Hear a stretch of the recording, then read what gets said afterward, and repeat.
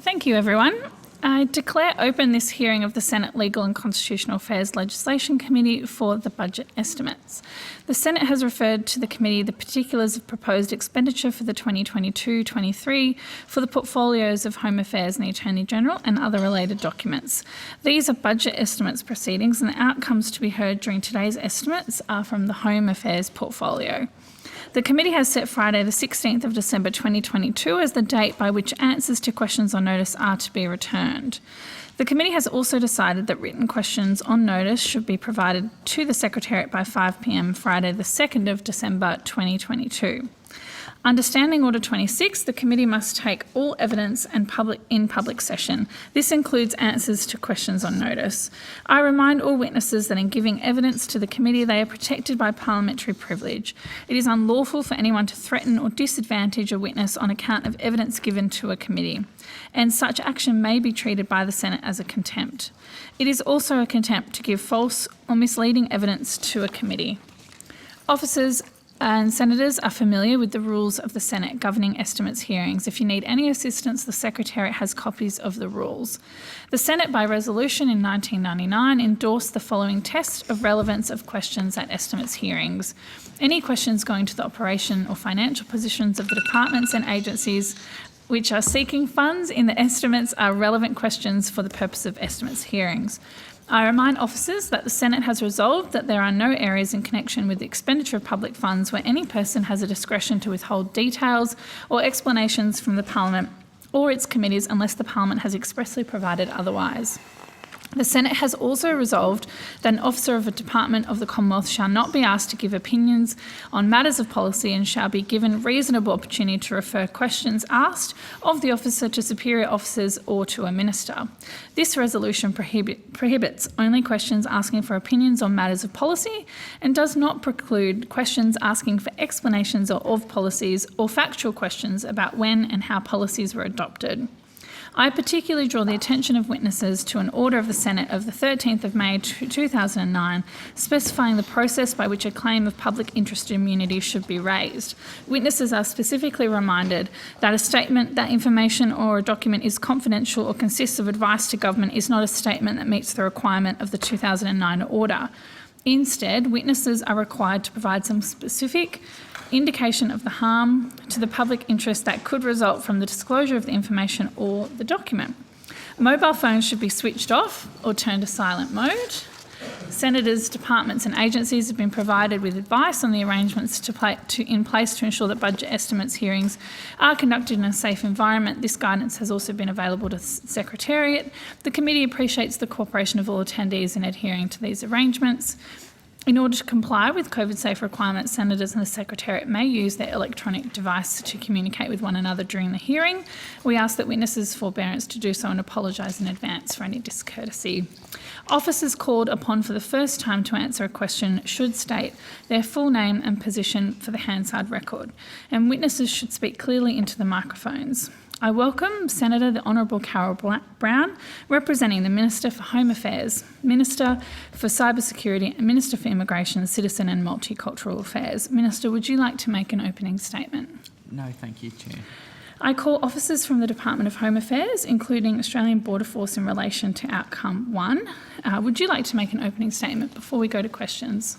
No, thank you, Chair, but I might just observe that when we get to Outcome 3, the Acting Commissioner would like to make an opening statement in accordance with existing practice. Thank you, I appreciate that. Before we go to questions, we have had, as a committee, private conversations about the allocation of time to certain senators and to facilitate the program this evening.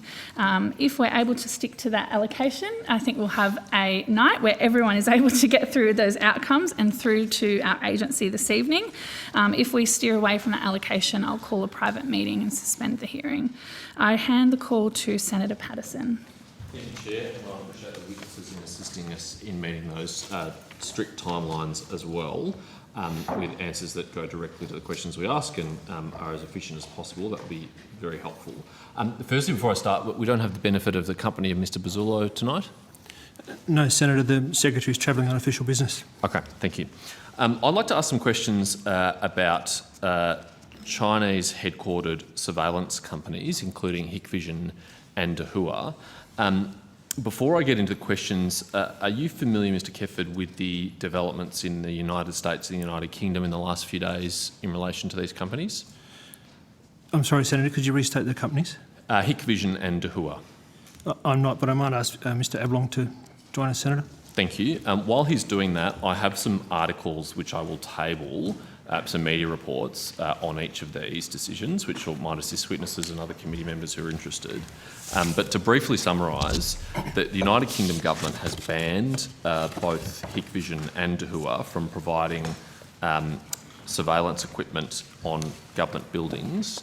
Some individual UK government departments had previously had bans in place, but it now applies to the whole UK government. And that was on the 25th of November. And on the same day in the United States, the Federal Communications Commission said it adopted a new series of rules which exclude a number of high-risk Chinese tech vendors, in particular Hikvision and Dahua, from providing services that would threaten national security, particularly on government buildings, but also school authorities and local governments, etc. While that's being circulated, has the Australian government considered a similar move to the UK and the US? Senator Mark Ablong, Deputy Secretary, Strategic Initiatives. The issues that you raised are known to us. We've been in consultation with colleagues in the UK and the US. At this stage, the government's position around high-risk vendors, particularly in the telecommunications sector, hasn't changed since decisions were made regarding Huawei a number of years ago, but we are keeping the issue under advisement and looking at the rationale that both the United Kingdom and the United States used and the way in which that might have some implications for Australia. I don't know whether or not the US and UK moves were coordinated or not. It may or may not have been, but it does appear, given that they've announced their decisions on the same day, that it might have been coordinated. In the lead up to their decision, did either the UK government or the US government notify Australia of their plans to do so? No, Senator. No. And so Australia didn't have an opportunity, if there was one, to act in concert with them? We have been in discussion with both the UK and the US for quite some time about those technologies and how they might be applied, but in this specific case, the announcements made by both countries weren't pre-consulted with us. Okay.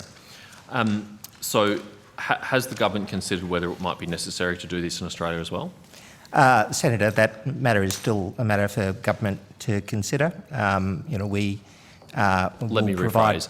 Has the government sought advice from the department about whether Australia should do so as well? We are providing government with advice, but we haven't been specifically asked for such advice. Right, so you've been more proactive in saying to the government, if you wanted to take action, these are the issues, or...? Which we do on a regular basis. Of course. Yes. Yep. Okay. Because it seems interesting to me that, the US and UK are our closest security partners. Obviously, they're AUKUS partners, they're Five Eyes partners, they're treaty allies, they're kind of very intimately close to us, and they've made a significant decision in this area, and we have not yet. Is there any reason why we wouldn't follow their lead on this and do the same? Senator, that's a matter for government. I couldn't comment. All I can say is that the same judgments that were made about high-risk vendors previously would still apply to those technologies. In a number of cases, Australia has done so with respect to particular technologies that we feel are inapplicable in an Australian context. Those have sometimes resulted in mitigation measures. So, for instance, if it's an internet-connected device that we believe should not be connected to the internet, but it still provides a capability, some judgments are made about removing its ability to communicate. In other cases, we've made judgments that the technology should be banned, so we continue to do that and we'll make the appropriate advice to government. Thank you. You referred to that in the telecommunications sector. In the case of Huawei and ZTE in relation to 5G in 2018, Australia led the world. We're the first to do so, and that was a great Australian achievement, I think, and many other countries have done the same, which backs our judgment. In this case, we haven't taken the lead on that. I'm just interested in understanding why. There's two concerns associated with these companies. One is a kind of a strict security concern and one is a moral concern. The security concern is that these companies are subject to the national security laws laws of China, which compel them to cooperate with the Chinese government covertly. We may never know if they are asked to provide data that they collect in our societies to the Chinese government and its intelligence agencies. But the moral component is both of these companies have been involved in the surveillance of the Uyghur people in Xinjiang in a way in which I think most Australians would be grossly offended by. Has the department provided the government advice that focus on those two issues? In respect to the two companies you named, not yet, Senator. If I could draw a distinction between the decisions made around the telecommunications sector and the high-risk vendors in that case, that was very much at the start of Australia's consideration of 5G technologies, and Yes. shaping that to begin with was seen as an important measure to allow companies to make the appropriate judgments about where to invest. Yep. In these technologies, many of them are in use around the world as a normal course of events. So, to the degree that we will provide government with advice as to what the listings mean in the UK and the US, and to some degree that comes to what that might mean for Australian companies who deal with those companies and deal with the United Kingdom or the United States. Yep. We are pulling that advice together and we'll provide that to government in due course. Thank you. I submitted a question on notice to the department through the Senate, number 574, in relation to the department's use of these services, and the department provided an answer. I don't want to overblow it. It is only one instance, but there is one instance in which the department relies on Hikvision, or a building in which, to be completely accurate, a building in which the department is a tenant has a Hikvision or Dahua camera. I'm not sure which is which, and that this is the 4 National Circuit building in Barton, and also, the 70 Franklin Street building in Adelaide. So to be clear, in any department-owned or operated facilities other than these two, there are no Hikvision or Dahua. That's my understanding, Senator, yes. And is that a deliberate policy decision? Senator, we have sought to make procurement decisions based upon both the value for money proposition involved in that procurement activity, but also conscious of where vendors are and what some of the implications of those technologies might be. We have made deliberate decisions in the past. I can't speak to the specific ones around these technologies Well, in the case of, just to interrupt, that in the case of these companies, typically their services are cheaper than the alternative, so it wouldn't have been a value for money proposition if the department has decided not to have them. In fact, it would be contrary to that. It would be we're willing to spend more in order to not have them there. Well, value for money is not just a case of the cheapest option involved. Indeed, and that's my point. I mean, the department has clearly, in excluding it from every other facility in which it occupies, made some kind of deliberate policy choice here, surely. Senator, to the degree that we own and control those facilities, yes. To the degree we're a tenant in somebody else's facility, those decisions are made outside of the department's specific control. Of course, we may have an input into it, but those decisions are made by the owner or operator of the facility, of which we are just one tenant among many. I do understand. I'll come back to that issue in a minute. But why then has the department decided to not have these devices in those other locations of which you are in complete control? Senator, for the same reasons that the US and the UK have looked at these technologies, we remain concerned about those companies and their relationship with the Chinese government. Okay. I also asked the department whether or not it had visibility of whether any other government departments had these installed, and the department said no, it doesn't collect that information. How would I go about finding out about whether the Department of Agriculture or the Department of Health or any other department would have these facilities? Should I submit an individual quan to all of them, or is there some central repository? Is there someone who's got visibility of this? Senator, there tends not to be a central repository under the PGPA Act. Each individual department makes the choices it does about where it expends its funds. And I also asked whether the department had provided advice to other government departments or agencies, and the answer to that was also no. The department doesn't say, guys, don't use Hikvision or Dahua, there's a risk here. Does anyone provide that advice? Not to my knowledge, Senator. Shouldn't someone, I mean, Home Affairs has made a decision, I think for very good reason, to not have it predominantly at the sites that they operate. But you have expertise in this area and you'd be well informed on these issues. No disrespect to your colleagues at the Department of Agriculture, they might not, and might not have as much sensitivity to these issues. Who is going to tell them if it's not a good idea for us to have it, it might not be a good idea for you to have it either? That's a very good question, Senator, for which ultimately it would be up to governments to make a decision about how it requires individual portfolios or departments or agencies to make choices. We, I think in previous sessions, have had that discussion around things like the use of TikTok on various departmental devices in various departments and the choices that each individual agency makes about what it bans or what it accepts on its networks. Some of those are based on judgments about the degree of risk involved. Some are made on pure value for money bases. There isn't a central controlling department or agency that is responsible for providing that sort of advice. The Australian Security Intelligence Organisation does provide general advice to all agencies about some of the risks. Yes, and I might have an opportunity to ask Mike Burgess about that later. But it seems to me that there's a potential gap here, which is that I think we are in agreement that this is a risk and that the department clearly has implemented itself, but I'm concerned that other departments won't have done so. I will seek that information. I have already asked the Department of Finance whether, as part of the rollout of CCTV cameras at electorate offices of members and senators around the country, whether or not they will use either of these and whether or not they already might have installed some of these at electorate offices.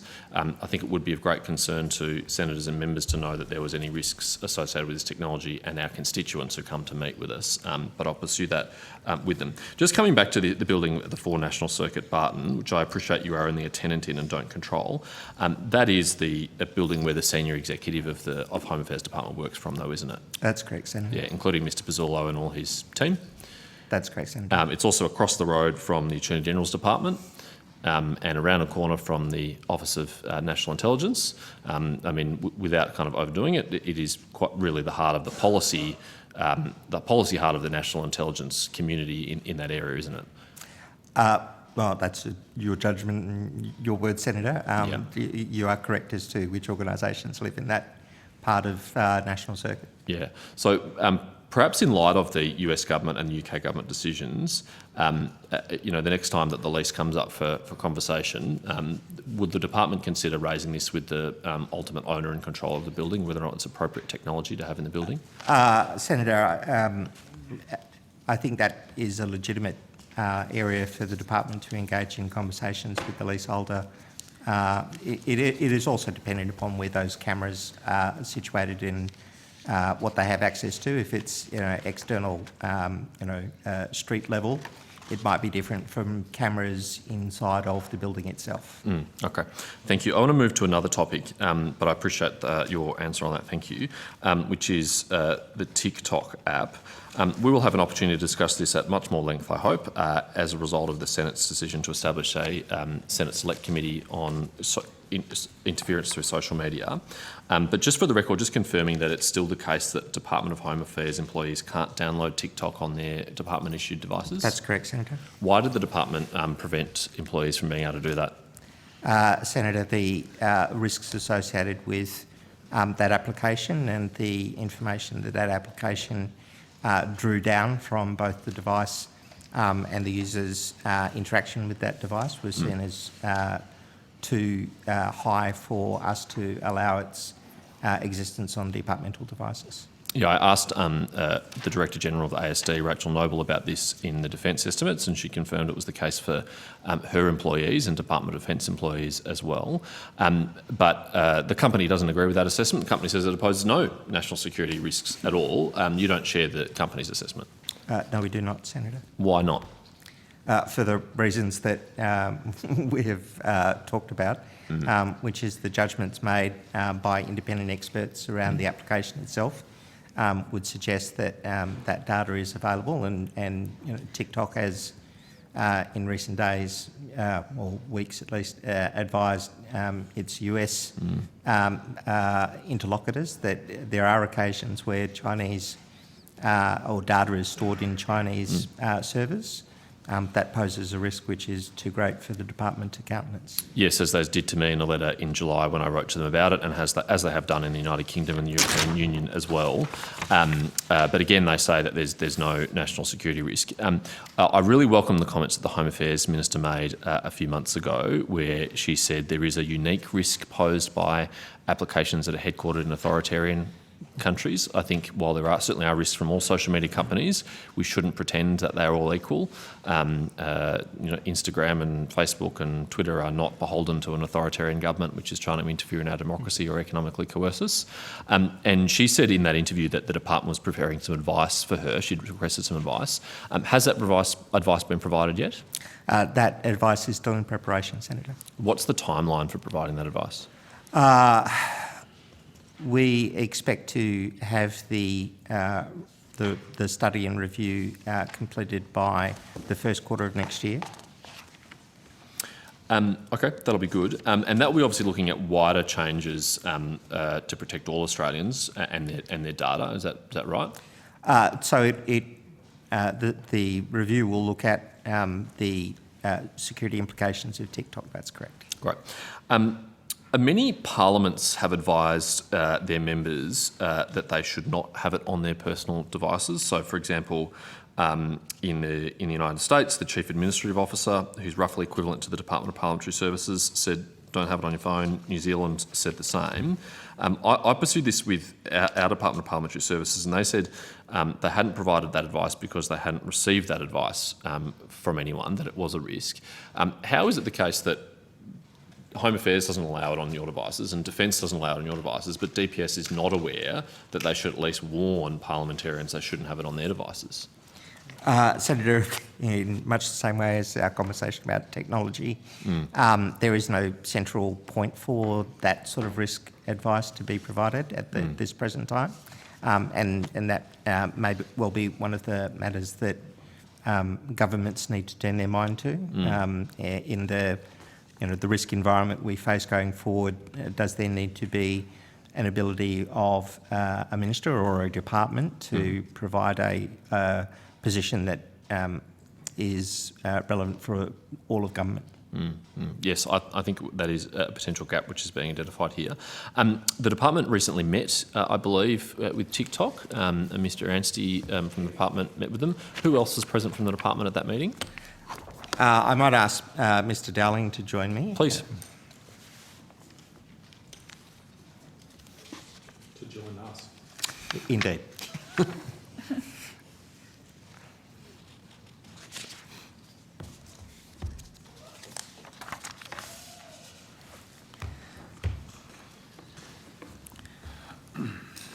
So, Senator, according to my notes, and I'll ask Mr Dowling to add some additional detail, on the 21st of October, Assistant Secretary Anstey, several of his officers met with Mr Thomas and other TikTok employees virtually. And then on the 22nd of November, First Assistant Secretary Brendan Dowling, to my right, and his staff met with TikTok's Global General Counsel Eric Anderson, Mr Thomas and other TikTok employees. On notice, could you provide a list of the full names and positions of the TikTok employees who attended the meeting? I don't need all the departmental officials, given you've named Mr Anstey and Mr Dowling, and Mr Dowling is here to assist. So 2 meetings. I understand TikTok requested this meeting with the Minister and the Minister referred it to the department. So I presume that the first meeting on the 21st of October was initiated at TikTok's request. What occurred at that meeting? What was said at that meeting? Give me a broad summary. So you're right, Senator. TikTok, as a congratulations to the new Minister, sent her a letter and invited her to engage with TikTok. She referred that to the department. In the first instance, Mr Anstey and his team in the virtual meeting discussed the discussion paper on the National Data Security Action Plan, which was out for consultation and engaged with TikTok about the terms of that action plan and what our requirements might be. And TikTok provided us their understanding of their position with respect to the National Data Security Action Plan and the sorts of issues that they would like to see covered in that action plan. And what was the purpose of the second meeting? So the second meeting was, again, to go through the issues associated with the National Data Security Action Plan. They took it from Mr Thomas to Mr Thomas's boss to bring him into engagement around the issues that we will canvass as we develop the National Data Security Action Plan. And I imagine TikTok said there's nothing to see here, nothing to worry about, would pose no risk to Australians. The lines you would expect TikTok to deliver were delivered. Okay. I'm interested in historically, let's say the last 5 years, how often the department has engaged with TikTok or their parent company, and also WeChat or their parent company, so also Tencent and ByteDance. Perhaps on notice you could provide a list of those meetings, how many of them took place, who participated, were they virtual, if they're physically in location, were they here in Australia or they were in China? Yeah, we can certainly take that on notice, and we have dealt with both ByteDance and Tencent about various matters, whether they be around the issues of social media engagement during election campaigns, whether they be around the issues of the use of social media in Australia more broadly. So we'll provide you with a full list on notice. And just finally, on the piece of advice you're preparing for government, is it only going to look at those privacy issues, or is it also going to assess the foreign interference risk posed by these platforms? Senator, it'll look at the complete relationship of TikTok with Australia and the challenges or otherwise that might be posed. Yep. And will the advice contain policy recommendations for government? Yes, Senator. Okay. All right. Well, I look forward to discussing that further when we have the opportunity, probably through the Senate Select Committee or, if not, through estimates. Thank you very much. Thank you, Chair. I've come in under budget. You have. Thank you, Senator Patterson. I appreciate that. And I appreciate the short answers from our officials as well. That is all the questions we have now for outcome 1. And I call officers from the Department of Home Affairs, including the Australian Border Force, in relation to outcome 2.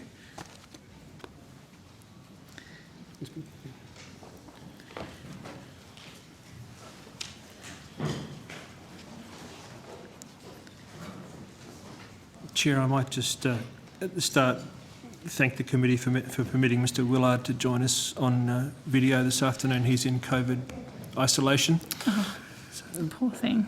Thank you for joining us. Mr Willard's got nothing on his walls. Usually we'd like to see bookshelves and artwork on walls to get a feeling for our witness. Thanks, Chair. I should point out it's a family member who has COVID. I'm a close contact, and I sought advice from the committee, who suggested I wear back to you. We appreciate you taking that advice. Now, can I just check, Mr Kefford, you didn't have an opening statement in relation to outcome 2. It's outcome 3 that there'll be an Outcome opening 3 for statement? the Acting Commissioner, yes, Chair. Okay, I appreciate that. Thank you. Senator Scar, are you seeking a call? Thank you. Thank you. Chair, and thank you, Mr Kefford, for joining us today, and Mr Willard. And before I ask my first question, if I can just give my sincere thanks again to all the members of the department for all the outstanding work you're doing under such an immense workload, especially dealing with applications for humanitarian visas from people who are fleeing persecution in Afghanistan and other places. It's greatly appreciated. I'd like to, in the first instance, ask some questions in relation to the process, the status of the process to transition the legacy cohort of individuals who are currently on temporary protection visas and what are referred to as SHEVs to a more permanent protection visa in accordance with the government's policy, the new government's policy. Could you give us an outline as to where the department is up to in terms of implementing that policy position of the current government? Senator, I might start and then I'll pass to Mr Willard, but I'd observe that the department's been working with the Minister and with colleagues on that issue since the government was formed, but the timing of the announcement of that decision remains a matter for the government. So what work has the department been undertaking in that respect? So what are you looking at various options with respect to how to implement the policy? What sort of work is the department actually undertaking? I would characterise it, Senator, as the normal work that we do in providing advice. So it considers legal implications, it considers practical implementation, as well as communication of any decision. So it's very much in the ordinary course of our advice on maintaining the immigration system and immigration framework. Okay, so as we know, well, maybe I'll ask you this question. How big is the cohort that we're talking about here, the legacy cohort? I might defer to Mr Willard on that point, Senator. Mr Willard, how big is the legacy cohort? Thanks, Senator. Michael Willard, Acting Deputy Secretary, Immigration Group. As at the 31st of August 2022, there were 31,121 unauthorised maritime arrivals whose status is within the current temporary protection framework. Of these, 18,592 held a TPV or SHEV, 1,581 have an initial application on hand with the department, 693 are undergoing merits review, 7,781 people in Australia require other status resolution. That's those whose TPV shares may have expired, been cancelled or seeking judicial review. And 2,474 people have had their cases resolved, the majority of which have departed Australia. Okay, thank you.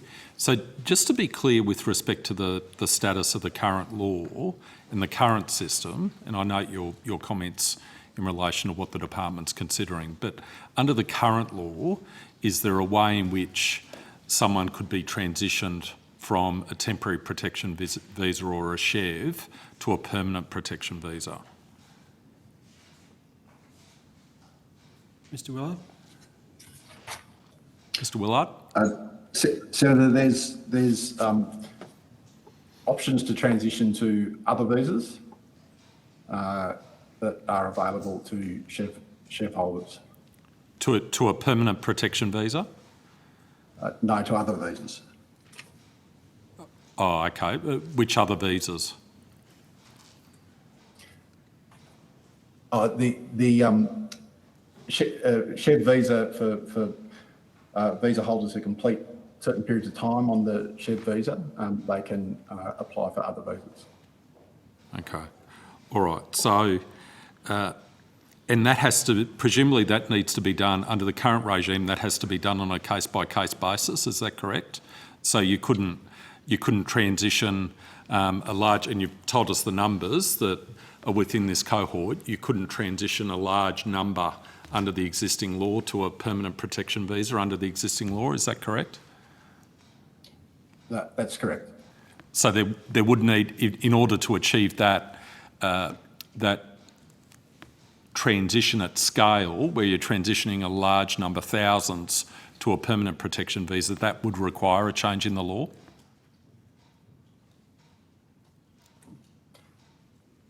It would require changes in regulation, Senator. Changes in regulation. So, Mr Kefford, is that one of the areas in which you're currently giving advice to the government in relation to options to change the regulations?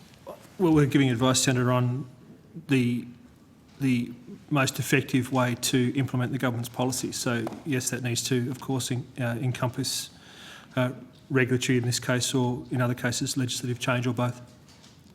And is there any timeline? Has the department got a timeline with respect to the introduction of regulations, or has the department been given a timeline with respect to the process to introduce regulations to allow this transition to occur? The timing is a matter for the government, Senator. We're working, and have been since the government was formed, but the timing at which regulations would be made and introduced is a matter for the government. Okay, so I guess we turn to you, Minister. Does the government have a timeline in relation to introducing regulations to allow this transition to occur? As the department's already said, there's the government's working with the department on options to effect the change, which is a key election commitment, and I'll take on notice the other part of your question. Thank you. In terms of the numbers, so Mr Willard's outlined the numbers. The Australian government has a humanitarian intake set quota numbers, and I know, and other members here will know, that there's high demand at the moment. I mentioned Afghanistan, there's a lot of people going through the process. Will this transition cohort eat into the humanitarian intake, or would that be considered separate from the stated humanitarian intake numbers for the purposes of government programs? Or has a decision not been made in that respect? Sorry, I'll have to, if that's directed to me, I'll take that on notice. Well, I might ask Senator Scarr. Sure. I might also ask, if I could ask Mr Willard, just for the department's own purposes, are you proceeding on the basis that the humanitarian intake will necessarily have to include people who are transitioning from or will be transitioning from a TPV or a SHEV to a permanent protection visa, or would that be considered outside the annual humanitarian intake quota? Senator, that would be a matter of policy for government. So there's no decision from your perspective, from the department's perspective, there's been no decision in that regard?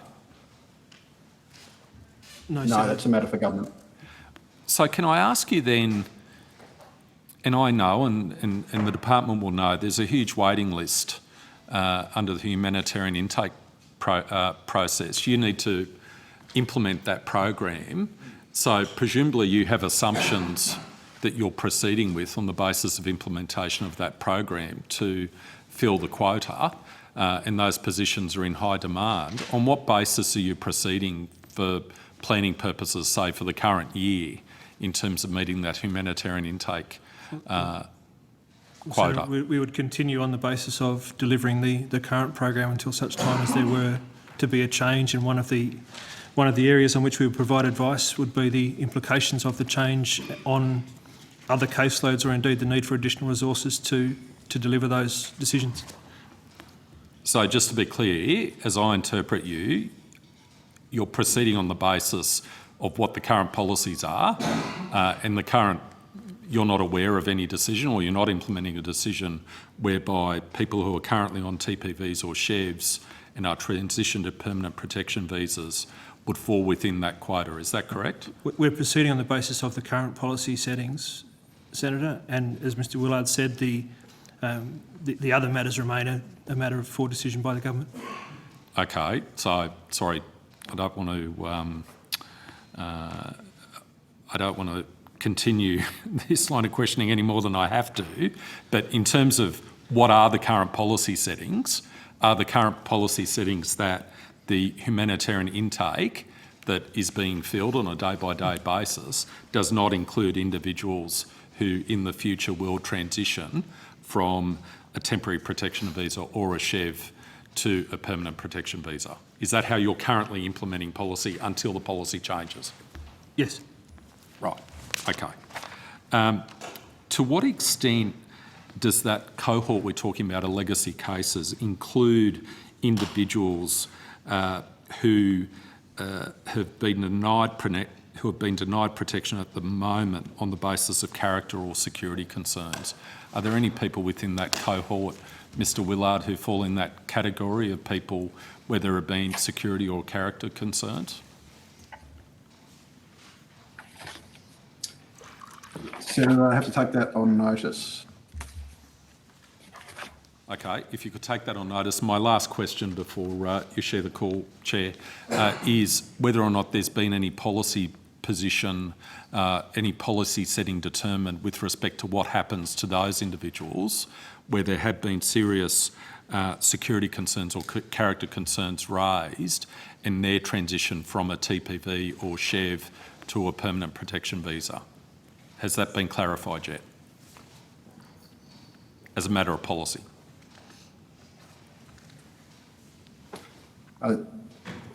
Senator, no, in the sense that the policy itself is still before government around the TPV Chev matters. Okay, thank you. Thanks, Chair.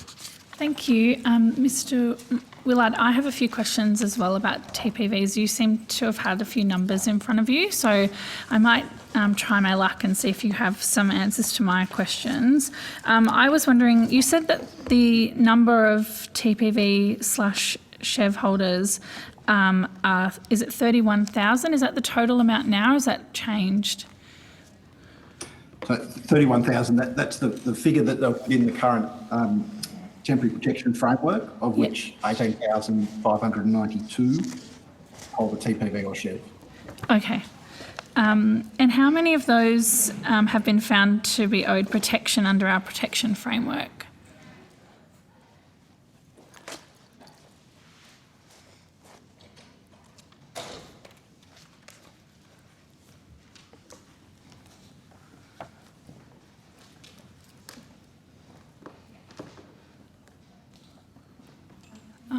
Might have, yes, Senator, might have some assistance at the table for you, Mr Willard. Your colleague is coming to the table as well.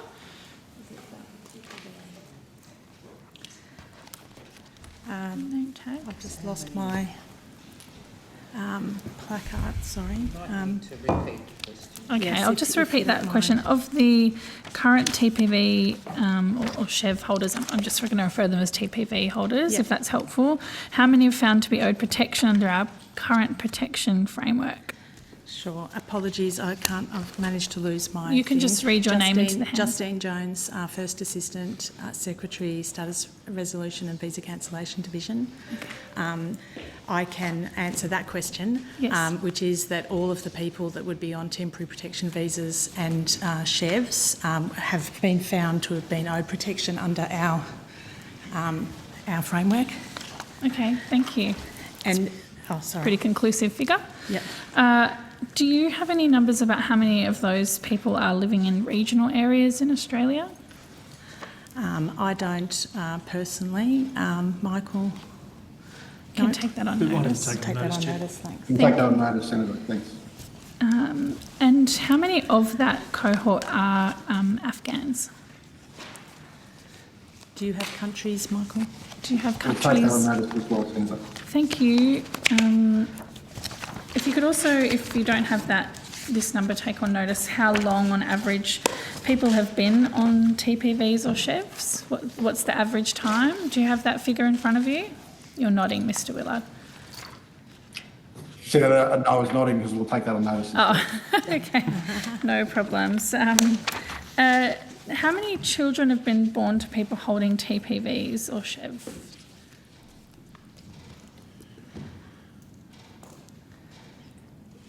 Senator, over 2,000 children born in Australia amongst that cohort of 31,000.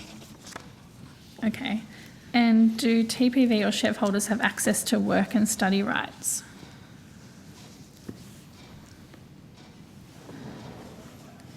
Yes, they do, Senator. Okay. And how many of them own businesses? Do you have that figure? No, I have to take that on notice, Okay. Senator. How many TPV or Chev holders were transitioned to permanency under the former government?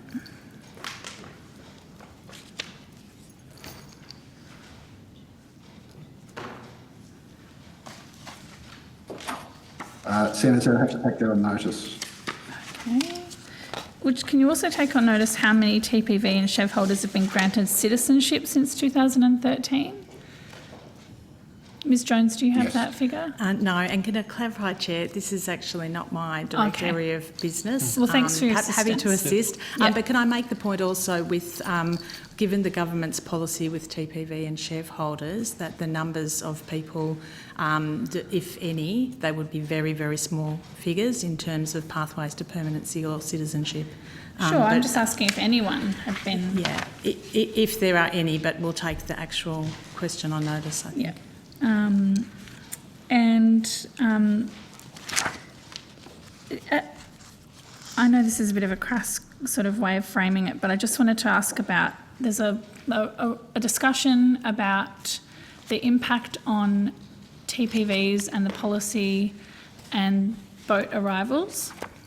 So can I just confirm how many boats have arrived since the former government reinstated TPVs and CHEVs in 2013? Senator, Mr. Kefford. I might suggest that if we gave questions about Operation Sovereign Borders, we wait until the Commander and the Border Force are here to answer those questions. They would have it, they're just not at the table. They'll have that. Okay, well, they've got foreknotice that I'll be asking the question then, and I'll hand the call to Senator McKim.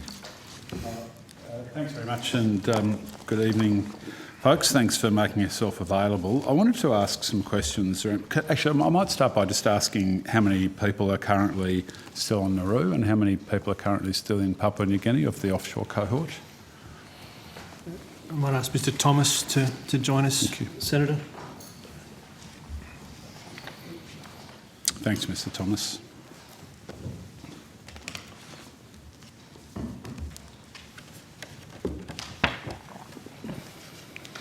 Good afternoon, Michael Thomas, First Assistant Secretary, People Smuggling Policy and Implementation Task Force. So we currently have 92 individuals on Nauru. In terms of PNG, I think has been stated at previous sessions, we ended our regional processing arrangement with PNG at the end of 2021. So we don't have visibility of the current number of that cohort. So that policy changed, as you've said, in 2021 under the former government. So that policy hasn't shifted at all since the new government came to power? No, Senator. So the new government, a Labor government that actually sent them all there in the first place 10 years ago, has not changed its policy and is just washing its hands, Minister, of the people in Papua New Guinea that have been exiled there for nearly a decade now. Is that right? As you know, Senator McKim, the Albanese Labor government remains committed to regional processing and third country migration processes. Yeah, but that wasn't my question. My question was the former government in 2021 had a change of policy, whereas previously it had, as had Labor, when it first exiled those people in 2013, had a policy of being responsible for many elements of those people's lives. Then the former government ended that policy of responsibility for Papua New Guinea, but kept it, I might add, for the people on Nauru. Minister, I'm just asking why it is that the Labor Party hasn't actually reversed that change and accepted that it is responsible for those people that, after all, were exiled there in 2013 by a Labor government. Well, yes, I understand that, of course, the PNG situation finished at the end of 2021, so I'll take your question on notice and get a response for you. All right, thanks. Does Minister, it would be within Labor Party policy for the people on, let's just talk about Nauru, because they are still, I understand. Well, can I confirm that? Do we still have a relationship with Nauru and some element of responsibility there, Mr Thomas? Yes, that's correct, Senator. Yes, thank you. So, Minister, it would be within Labor Party policy, wouldn't it, to bring those people to Australia for on a temporary basis, pending their resettlement in a third country, wouldn't it? I'll take your question on notice. Well, there's a lot of people from that cohort here in the country already. In fact, of the 5,191 people who arrived illegally, according to the department in Australia by boat between 19 July 2013, when the policy changed, and the 22nd of August 2019, 2,074, over 2,000 were never transferred to a regional processing company in the first place. So you've got a situation where, not far shy of half of the people who arrived here by boat never went into regional processing. There were people, on the same boat who sat next to each other on the same boat. One was sent to Manus Island. The other one's in Australia and will shortly be granted permanency because presumably they're on a temporary protection visa in Australia. I mean, how is that fair, Minister? And why won't the government actually bring the less than 200 people who remain offshore from that entire cohort, why won't the government bring them here to safety on a temporary basis, pending resettlement in a third country, which is in accordance with Labor policy? As I've said already, Senator McKim, I'll take your question on notice. I wanted to ask some questions about the processing of visas, in particular for Afghani folks. And I want to ask, if I might, to start with, this might be one for Mr Willard, I expect, although I'm happy to be guided elsewhere. Firstly, do we know how many permanent humanitarian visas have been issued to Afghan people or Afghan nationals since August 2021 or any date in that vicinity?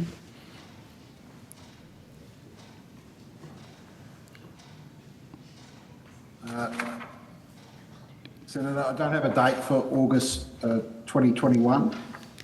I do have figures for delivery in the 21-22 humanitarian program. Yep. And that's 5,326. To Afghani nationals, Mr. Willard. Sorry, is that to Afghan nationals? Two Afghani nationals in that context, and 100, that was offshore, and 110 onshore. Sorry, did you say 5,362? 26. Oh, I'm sorry, my bad. 5,326? That's the figure I have here. And what did you say about onshore and offshore numbers, sorry? So that was the offshore number, apologies, Senator, 5,326 and 110 for the onshore number. Okay, so there's been, and that's in the 21-22 financial year, Mr. Willard? Yeah, that's from 1 July. I don't have a figure from August. Yep. Thanks. So in that financial year, there were 5,326 permanent humanitarian visas issued to Afghan nationals from outside Australia. Is that right? That's the figure I have in front of me. Right. Okay, thanks. How many of those have been issued since the change in government? I don't have that breakdown, Senator. Could you take that on notice, please? Sure. Could just in interest of the team looking at it, do you want the specific date or the month-by-month figures? That might be easier to obtain. Yeah, if it's easier, happy with the month-by-month figures, Mr. Willard. Thank you. Is it true that those applications are being processed in order of date of lodgement, or are there some other variables in terms of processing order? There's a range of variables in terms of processing order. There's different streams within the humanitarian program. There's, for example, there's a women at risk category, which is typically processed more quickly than other cohorts. There's different sources of referral, whether it's a UNHCR referred refugee or others. All right.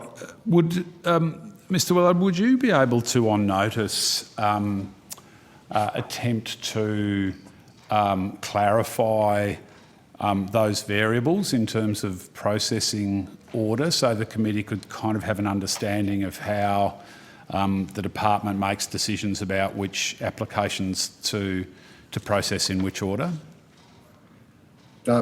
Certainly, Senator. All right. Thanks. Are you able to inform the committee how many applications have been fully considered? So again, I'm just talking about the cohort of Afghan nationals here. How many applications have been fully considered and a decision reached to date? As opposed to visas issued? So you mean fully considered and either granted or refused? Yes, yes. Yeah, I don't have that figure, sorry, Senator. Okay, could you take that on notice, please? Sure. And just to be clear, I'm interested in part in how many have been rejected, so perhaps you could take that on notice as well. Sure, we can give you the outcomes for all Afghan nationals. All right, thank you. That's very much appreciated. Just because we're short on time, I do appreciate I'm bouncing around a little bit here, but I wanted to ask some questions around the tender process for the MTC contract for Nauru. Sure. I'll ask Mr. Thomas back to the table, Senator. Thank you. So I just, I don't quite understand how this has happened, and I did ask a couple of questions about this in overview, but there's a significant contract value difference between MTC Australia's contract to deliver garrison services in Nauru over 1 month in August, September 2023, which was about $4.7 million, and their contract to deliver those same services over the following 2 months, which is worth $47.3 million. Can you just explain how that could be the case? Sure, Senator. So the first amount there was for a letter of intent with MTC Australia. A letter of intent. Yes. So we have yet to negotiate the formal contract with MTC. So pending that, we have a letter of intent in place. That first one was to cover a potential requirement to transition in services of MTC on Nauru. That was up to a cost of $4.7 million approximately. Of that letter of intent, no payments were actually made to MTC Australia, so it wasn't required. It was just in case that amount of money was required to transition in. Okay. So is there a contract in place for the MTC now? Not a final contract as yet. We're still in the process of negotiating. Are they currently delivering any services? They are, yes. So okay, so how are we paying them? So through these letters of intent. So how much have we paid them to date? I don't have the exact figure so far. I have to take that on notice in terms of what we've actually paid them thus far from the 1st of October this year onwards. That second letter of intent that you mentioned came into force on the 1st of October. It's till the end of November with a cost of up to $47.3 million. And again, that was an estimate of cost around what we think the cost might be, but the actual cost will be that or lower. All right. So we don't know how much we've paid them. I'd have to take the exact figure on notice. Do you have an approximate figure? Not off the top of my head, sorry. We probably shouldn't speculate in front of the committee. No, indeed. Mr. Kifford. What experience does MTC runs, it's a private prison company basically, might add significant criticism, fair to say, for allegations of violence, abuse, horrific conditions for the people in its prisons. What experience do they have in running an immigration detention system? So they do have a range of experience in managing correction facilities, obviously in a different context, a different country, different environment. So I'm asking specifically about immigration detention as opposed to corrections. So the process specifically, because the contract itself doesn't involve detention, it's around noting that the transferees in Nauru reside in the community. MTC has experience in running those facilities in garrison kind of spaces, and they also have extensive experience in running training and education programs as well. Whereabouts have they run garrison services similar to those they're providing in Nauru? I'd have to take that on notice in terms of similar environments for like. Okay. What kind of tender process did they have to bid into? Were they invited to tender? Was anyone else invited to tender? And how were they chosen if they were the sole tender? So this tender process started as an open tender on the 26th of October 2020. We went out with an open approach to market as the first stage. Following a outcome where we couldn't identify a tenderer of value for money in that process, we went out with a limited tender. A Section 10 tender, Mr. Thomas, is that right? I might have to I believe that. Well, that's my notes from Mr. Pizzulo's evidence in overview, say. But anyway, regardless of that, I still don't get my sections wrong. No. So following that process and the need to then go out to a limited tender, that went out on the 1st of October 2021. If I've got my dates right. And then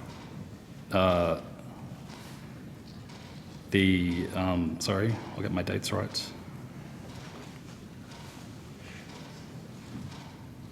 Sorry, that was the 10th of December 2021. That went out as the limited tender. Apologies. And how many responses did that limited tender process receive? So for the limited tender, we issued it to 6 entities and 4 responses were received. Okay, and MTC was one of those. Are you able to say who the others were? Noting the contract process is still ongoing, I wouldn't go into the details of Oh, I see. So you've got MTC delivering services as we speak, but there's a limited tender process still underway. Gives them a bit of an inside running, doesn't it, if they're already providing the services? How does that work?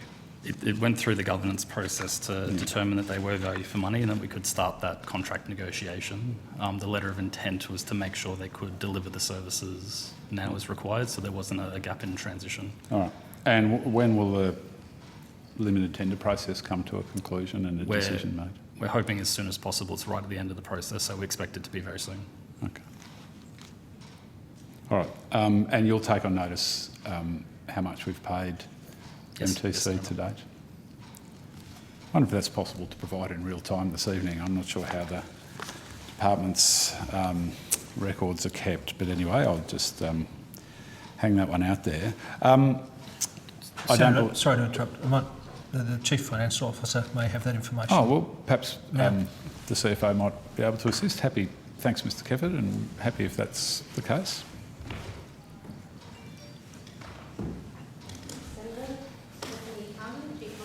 Thank you. So as at today, the payments have been made to MTC Australia, GST exclusive of $7,020,255.62. Wow, down to the cent. Sorry, 7 million. And could you repeat that, please? 7,020,255. And 62 cents. Thank you. So just over 7 million. And when did they commence again? When did they commence providing that service? The 1st of October 2022. Okay, so they're running at, October, I mean, we're sort of 2 months, so they're running at, say, 3.5 million a month. Is that about, like in round terms? Or maybe the CFO might be able to assist, because it probably deals with money a bit more than I do. But has more detail on the actual makeup of the $47 million in the contract value, but it's not a daily amount, obviously. No, I appreciate that, but in terms of the actual cash handed over... Well, haven't done the numbers off the top of my head, because we're paying milestone payments for particular activities. And does that, you've said, I think, is that up to today? Correct. Yep. Well, I mean, I can do the maths as well, and everyone, as well as anyone can. It's about $3.5 million a month, which you're looking at about $100,000, over $100,000 a day. What exactly are they doing for $100,000 of taxpayers' money per day? So they're providing facilities, garrison, transfer arrivals and reception services. For less than 100 people. So they're getting more than $1,000 per person per day. That's correct, isn't it?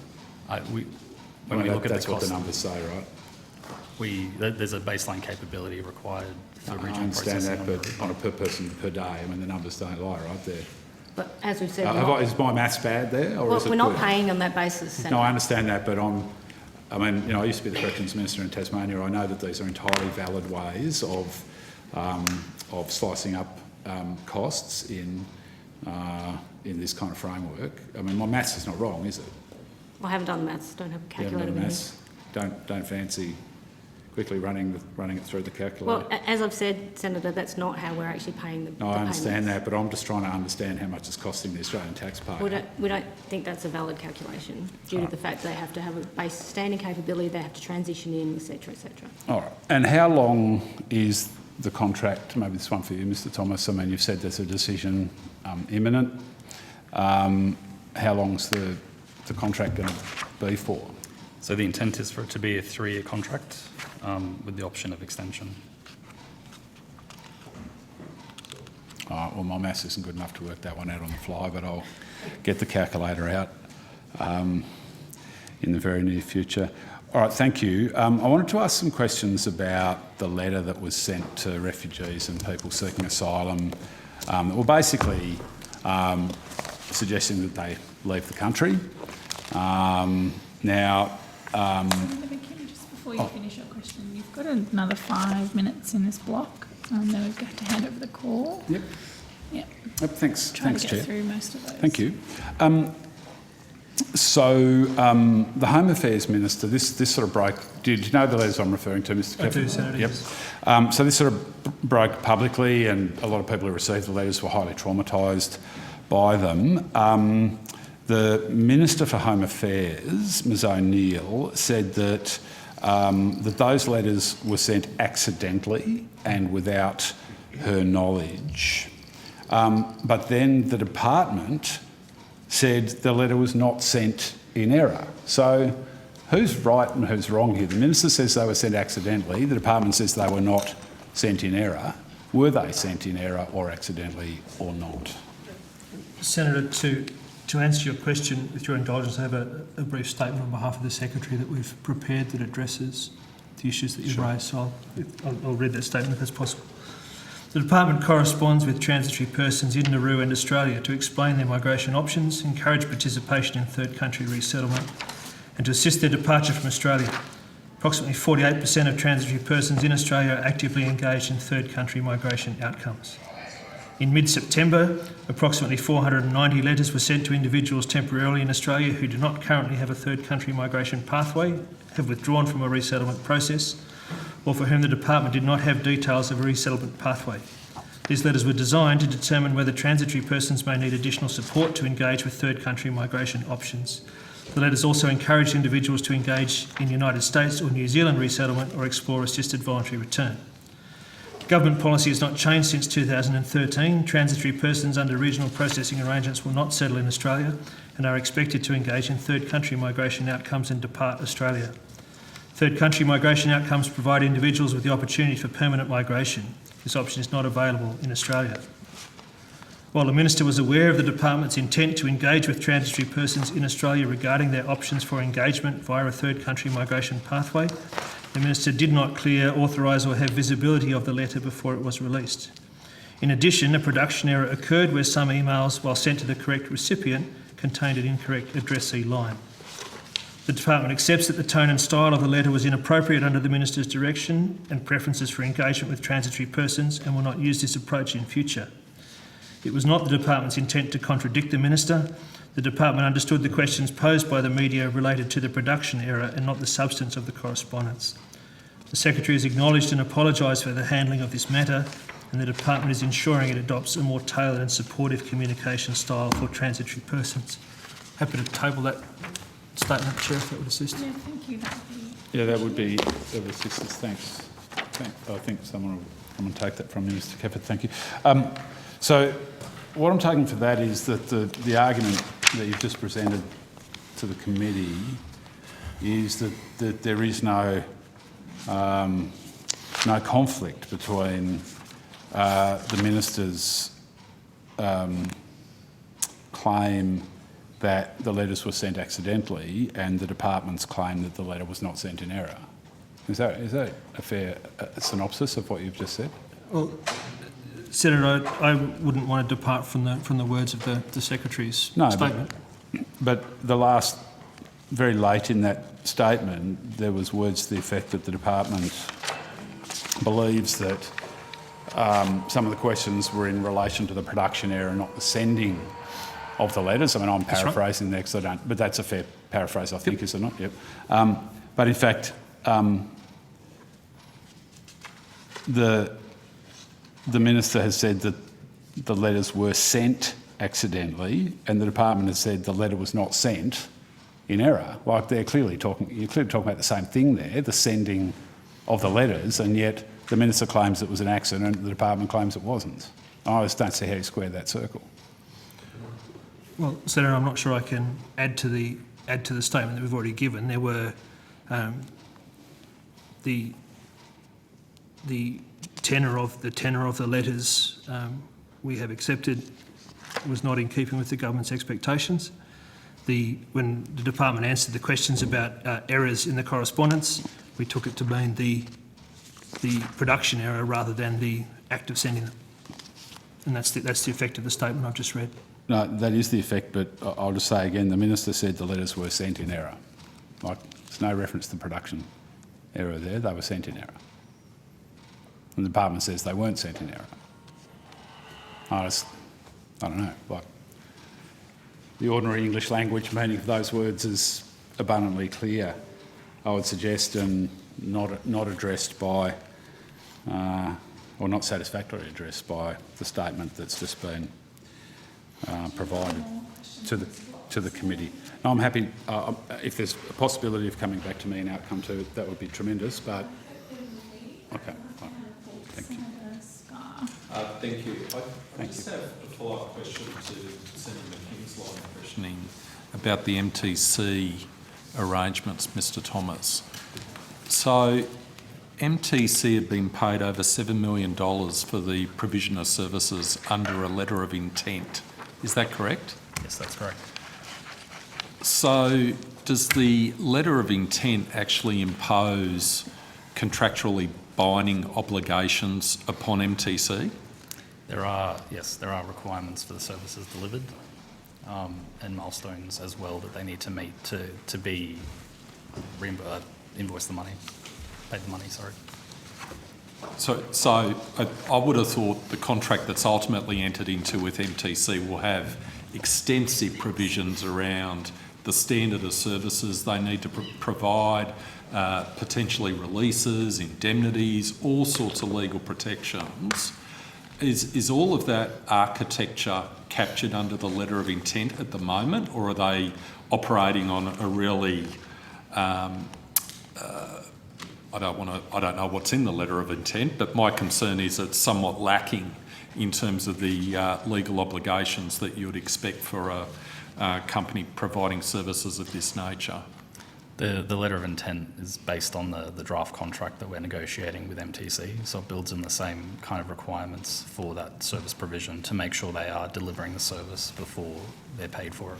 Right. Mr Kefford, do you have anything do you understand what I'm getting at here? So from a legal perspective, you usually say a letter of intent is not legally binding as it's generally understood. So the concern is you've got a contractor, in inverted commas, providing services who is not subject to the usual suite of contractual obligations you would reasonably expect a contractor to be subject to who's providing those sorts of important services. Is that something we should be concerned about or not? Well, I think in this case, Senator, the letter of intent is in place to ensure, first of all, to ensure continuity of service provisions while the details of the contract are sorted through.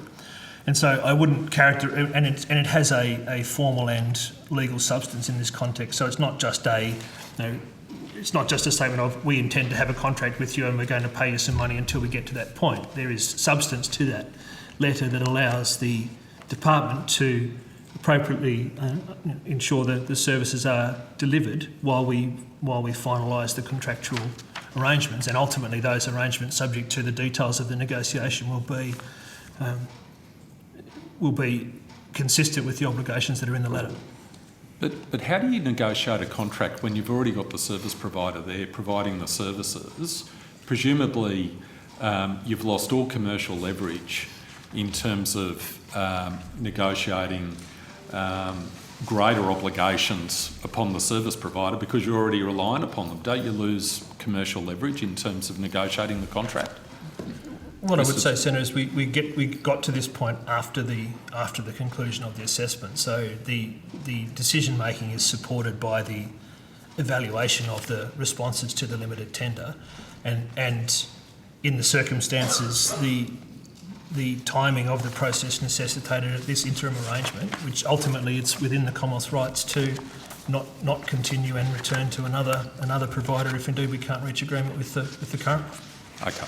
All right, Mr Kefford. I'd like to move on to another subject, in particular in relation to the Safer Community Funding grants and any potential replacement of that program. Who is best placed to answer those questions? I might just take some advice from Sure. Deputy Secretary Executive. In the meantime, if I could table this article, Chair. You'll leave me with Park.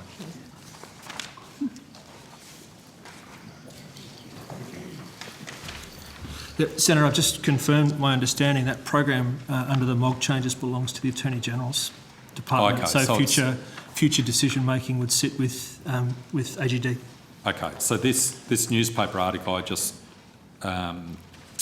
tabled refers to a potential replacement of that program. Under the MOG changes, any potential replacement of that program will sit under the Attorney General's department. Is that correct? Just bear with me one moment, Just have Senator. a quick read of the article and we might be able to quickly deal with that issue.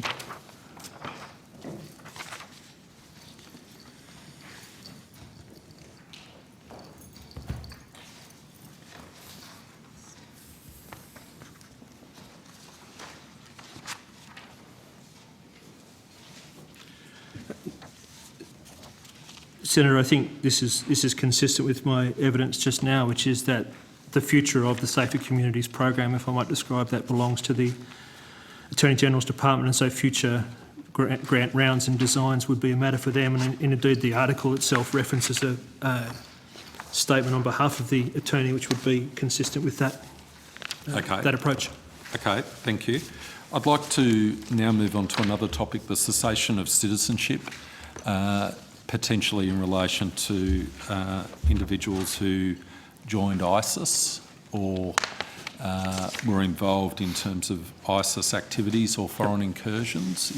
Who would be best placed to answer those questions? That's me and my day job, Senator, so I'm happy to take your questions on that matter. Is it? Okay, excellent. Excellent.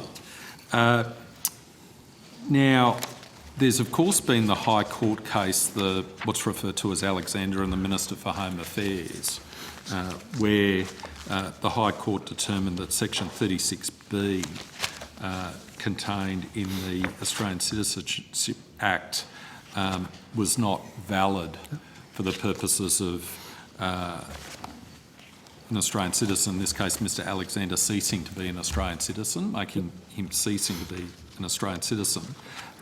So that means that there's a gap in the law as we're currently here in terms of cessation of citizenship for individuals who go overseas, fight for potentially terrorist organisations.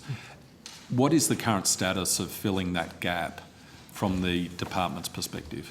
So, since that decision was handed down, Senator, we've been working with colleagues, particularly in the Attorney General's Department and the Government Solicitor, to develop a constitutionally sound mechanism that would require legislation, but if passed would reinstitute a process whereby citizenship could be ceased in certain circumstances. I would observe, though, that today, at the announcement of the change to the threat level, the Minister remarked that there have, following Alexander, been other matters raised in the High Court arguing similar principles, and the Minister stated it was the government's intention to await the outcome of those matters to feed into the design of the future scheme. Okay. Is there any expected timeline in terms of the outcome of those matters which you refer to being determined? They're matters before the High Court, Senator, so I can't give any more detail than that. What I would say, though, is pending those decisions, there are a range of measures that exist, noting that without going too far into individuals' cases, that not all of the individuals are at liberty.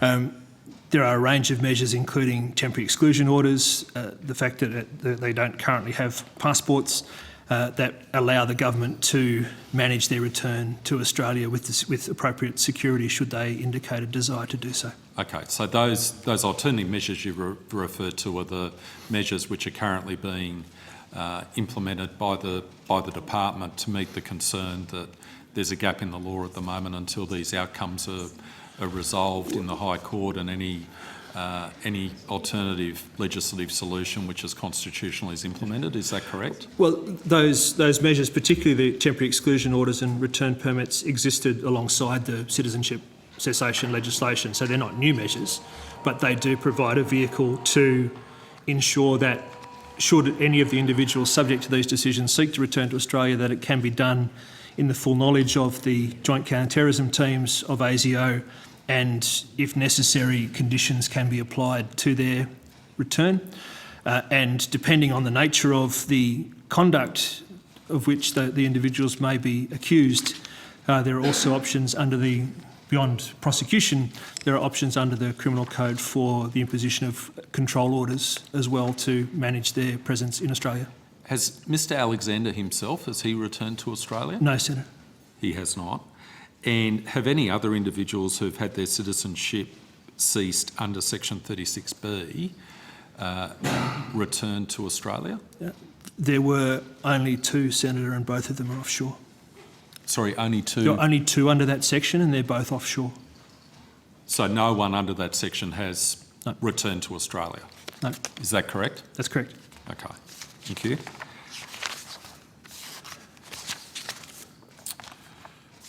Okay.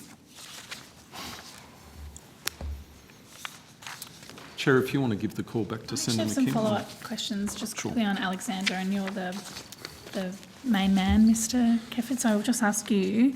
There was a submission to the PJCIS review of that bill under the former government, and that submission from the Law Council of Australia raised issues around subsection 36B, and particularly in relation to the fact that it represented executive overreach.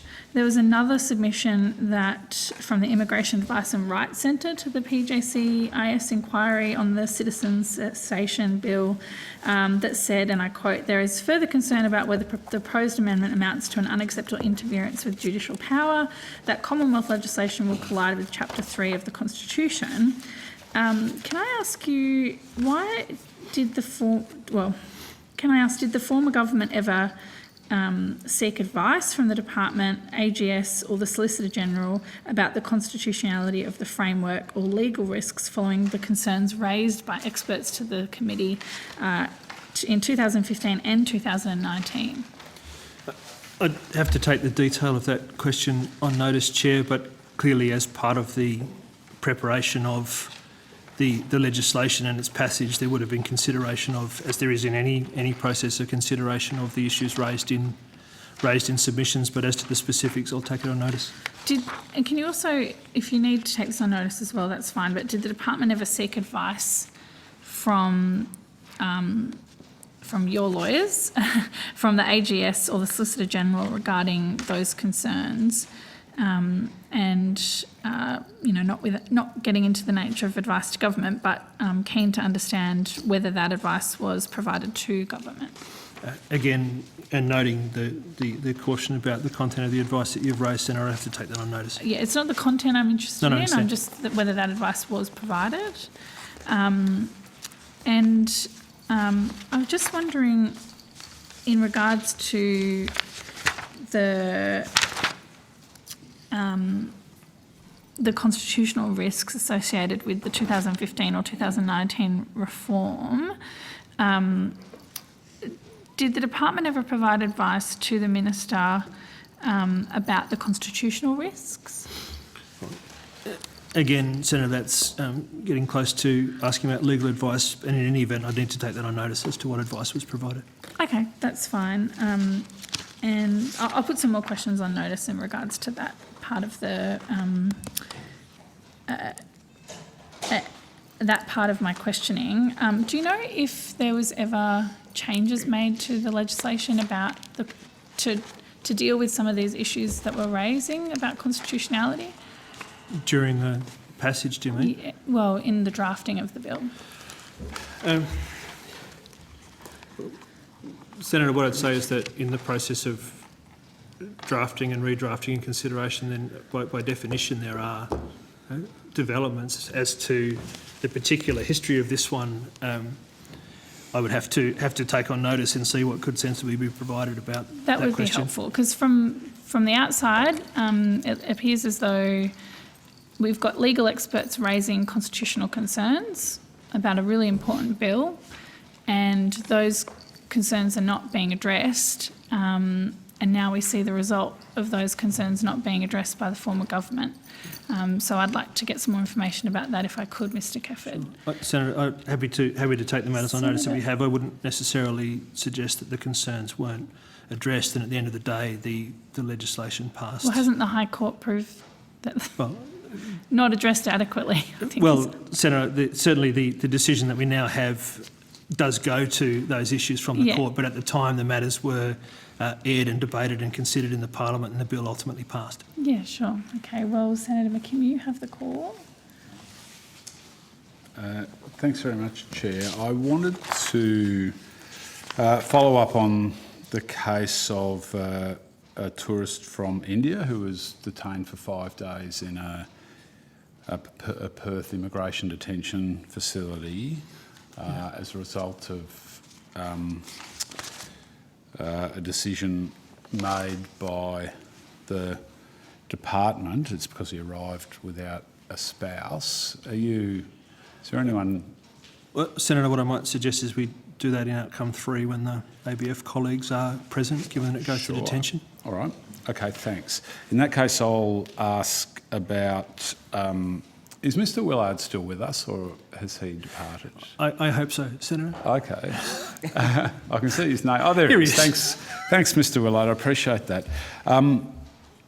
In the answers you were giving in regards to humanitarian visas for Afghan nationals earlier, does that include partner visas, or are they in a different category from humanitarian visas? That's a different category, Senator. All right, thanks. So how many partner visas? So can we perhaps just deal with subclass 300 and subclass 309? Are you aware of how many visas in each of those classes that have been granted to Afghan nationals over a recent period of time? Yes, Senator. So between 1st of July 2021 and 31st of October 2022, over 2,400 first stage partner and family visas granted to Afghan nationals. And are they spread across 300 and 309 subclasses? Yes, that may include a few other family subclasses as well. All right, could I just ask you on notice if you're able to just break those numbers down by subclass, Mr Willard? Sure. Thanks. And do we know how many partner visas from Afghan nationals are currently on hand, that have not been determined? 7,209. Okay. And are more still coming in, Mr Willard? Yes, they are. And, okay, are we making ground or are we losing ground in terms of the rate at which we're processing versus the rate at which they are arriving? Yeah, we're making ground, Senator. We have a dedicated team that focuses particularly on a caseload that's largely made up of Afghan nationals. That team's recently organised a series of information sessions around the country and been engaging with the legal advisors and migration agents for those groups of partner visa applicants in particular. And we are making ground. That figure of 2,400 is hundreds of % higher than figures in previous years. But yes, applications are still coming in. All right, thanks. And is the rate at which applications are arriving decreasing? Over what period, Senator? I might need to take it on notice to give you a sense of it. Okay. Thanks. Well, okay, thank you. And you've said that we're making ground. I take it from that we're actually processing applications. We're processing more applications than arrive in any given period of time. Is that fair? We're making ground from where we were some months ago. If you're talking about different segments, I'm sure there's weeks where we get more applications than we finalise. But we are making ground. Yeah. All right. Okay. Have you received tourist visa applications from any people who have applied for Afghan partner visas? I don't have that information to hand, Senator, but I would expect we would have.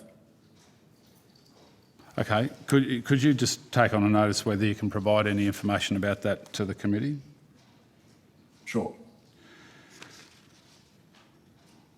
All right. And there's nothing preventing the issuing of a tourist visa to someone who has an active application for a partner visa with the department, is there?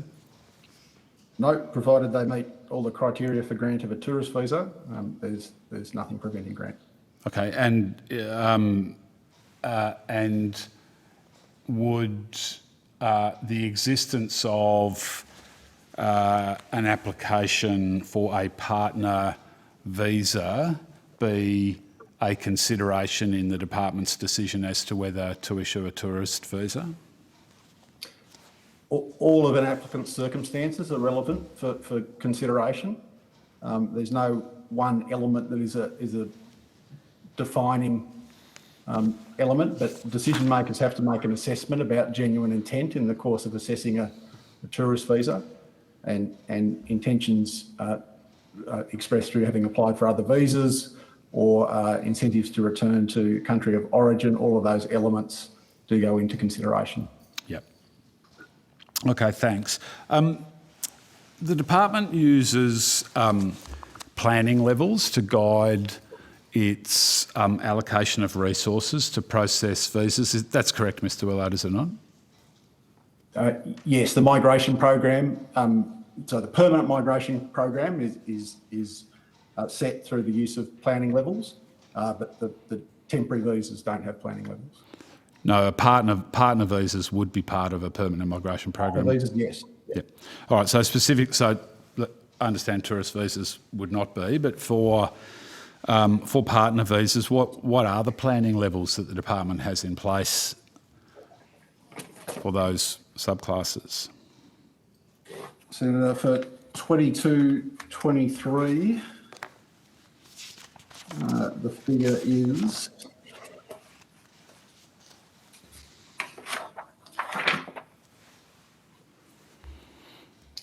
so for 2022-23, the figure is 40,500 places. Although I'd note that partner visas the planning level is set on a demand-driven basis in a similar way to which the planning level for child visas has been set for some years. And so, can you allocate a number to those then, or not? Yeah, so the planning level is 40,500, which indicates that's the number the department expects to be granting in the program year. However, it is demand driven. So if you take child as an example. Sorry, could I, just so I understand, Mr. Willard, sorry, we may be at cross purposes here, which I'm sure is my bad, but that 40,500 figure, is that for partner visas? That's partner visas. That is partner visas from all parts of the world? Correct. All right, okay. And so when you say that is the planning level, is that the number of visas the department expects to be able to process in that program year? Correct. And are we on track to achieve that? Yes, we're progressing well this year to date. Typically in a program year, we'll ramp up activity throughout the year and work towards that level. The point I was making about demand driven though, like child has been for many years, we will go over if the demand is there and there's adequate decisionary applications available. All right. I just wanted to ask a couple of questions about expired bridging visa B holders. There's been a number of questions or sets of questions that have been referred to outcome 3 that senators are intending to ask in outcome 2. So we are keen to move to that outcome. Have you got one? Is your last block for the outcome 2? Absolutely. Yeah. Yes. Okay, thank you. Thanks, Chair. Mr. Willard, I understand from migration policy that a subclass 600 visa in the tourist stream may be granted in circumstances where the purpose of the grant is to enable an applicant to return to Australia to be granted a visa. Is that correct? It could be, depending on the individual's circumstances in their entirety. Yep, sure. I understand that. And that would include, would it not, someone who is returning to Australia for the purposes of applying for a bridging visa in association with a previously lodged visa application that is yet to be decided? That set of circumstances wouldn't in itself preclude the grant of a visitor visa. Yep. When did that guidance come into place, Mr. Willard? Are you aware of that? I'd have to take that on notice. All right. So I still keep getting reports of people who are stranded overseas on a bridging visa B. They were stranded overseas because of the border closures associated with the pandemic. Their BVBs are expired, and yet their applications for a tourist visa are being rejected on the grounds that they're not a genuine tourist. How's that work? It'd be an assessment of an individual circumstances, Senator. I mean, each set of circumstances is different. There's a whole range of things that decision makers would weigh up in making that consideration. Yeah, but the policy makes it clear that a subclass 600 visa, which is in the tourist stream, can be granted in circumstances where the purpose is, as we've agreed, for an applicant to return to Australia to be granted a visa, and yet people in that circumstance are being refused on the grounds that they're not a genuine tourist. So aren't those two things mutually kind of incompatible? Well, Senator, it's not the sole circumstance that would have to be considered in terms of determining whether someone meets that requirement. So as I said, with individual circumstances, there could be a whole range of things in respect of particular individuals that might lead to a decision maker finding that they don't meet the criteria for the grant of the visa. How many people are still stranded overseas on expired BVBs? Senator, we did receive a quon from you on that, and we are answering it. I just can't lay my hands on it right now. Apologies. All right. Okay. Could you also, are you able to inform the committee how many tourist visa applications your department has rejected for expired BVB holders? Senator, I can take it on notice, but again, in the interest of my colleagues who run queries and data reports, it may not be possible for us to provide an answer with that level of detail. But I can take on notice whether we can answer that question. All right, thanks. And just in a slightly different cohort, there's a number of Iranian students currently in Australia, including women. Has there been any policy communicated to the department by government around whether or not Iranian nationals who are here on temporary visas should be permitted to stay here permanently, given the circumstances currently occurring, the terrible circumstances currently occurring in Iran? Not specifically, Senator. There are, of course, a range of visa options available to people in Australia, and that might be relevant in that circumstance. So I've been contacted by a number of Iranian postgraduate students who've received full scholarships from Australian universities to undertake PhDs in Australia. Some have been waiting for over 30 months for their student visa grants, to the point where, for many of them, their scholarships are now at significant risk. Given that 90% of subclass 500 visas are finalised within 9 months, is there anything that's holding up processing of applications from that cohort in particular, Mr. Willard? It's hard for me to go into it without understanding the cohort in more details, but look, some student visa applications do take longer to process, and there are a range of checks that apply in respect of student visa applications that do take a long time to finalise. Could you on notice provide the committee with any data that you have around how many people are waiting beyond the 9-month period within which 90% of student subclass 500 visas are finalised, and could you break that down by nationality, please? By country? Yeah, so it'll be that. We Yes, can break by country of origin. Thank you. Yeah. Sorry. Yeah, we can break that 10% down by country of citizenship, Senator. Country of citizenship. That's fine. We have to move on. Thank you. And all right. Well, that's fine, Chair. Oh, thank you. I'm sure you'll have more questions you can put on notice, but I appreciate do. Thank we can't go into individual cases, so I appreciate your questions. Thank you. And Senator Scarr, do you have any more for outcome 2? Otherwise, we'll move to outcome 3. I've just got one question on outcome 2, which my colleague Senator Cadell had just raised with me, Mr Willard, and that is options which are open in the current situation, given what is happening in the Ukraine and in Russia, for visa holders who have come to this country from Russia and who are concerned about the circumstances currently prevailing in Russia and may wish to stay in Australia for a longer period of time. Has that issue been considered by the department? Senator, I'd say that there are a range of options available to any visa holder in Australia in terms of extending their stay, and some of those relate to, for example, a well-founded fear of persecution in a country of origin. So again, it would depend on individual circumstances, but there are a number of options available that people can lodge in Australia for. Okay, I might leave it there.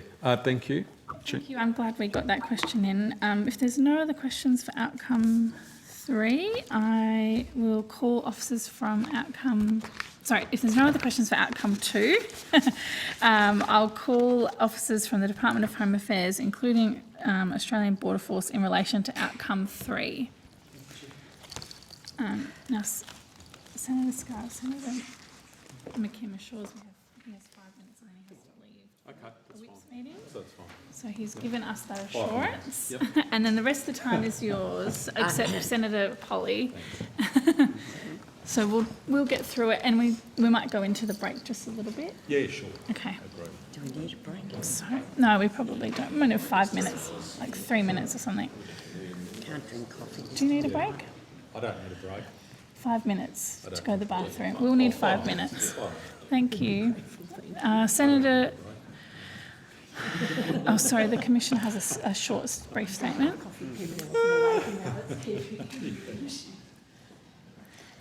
Thank you, Acting Commissioner. I understand you have a short statement to make to the committee. Thank you, Chair.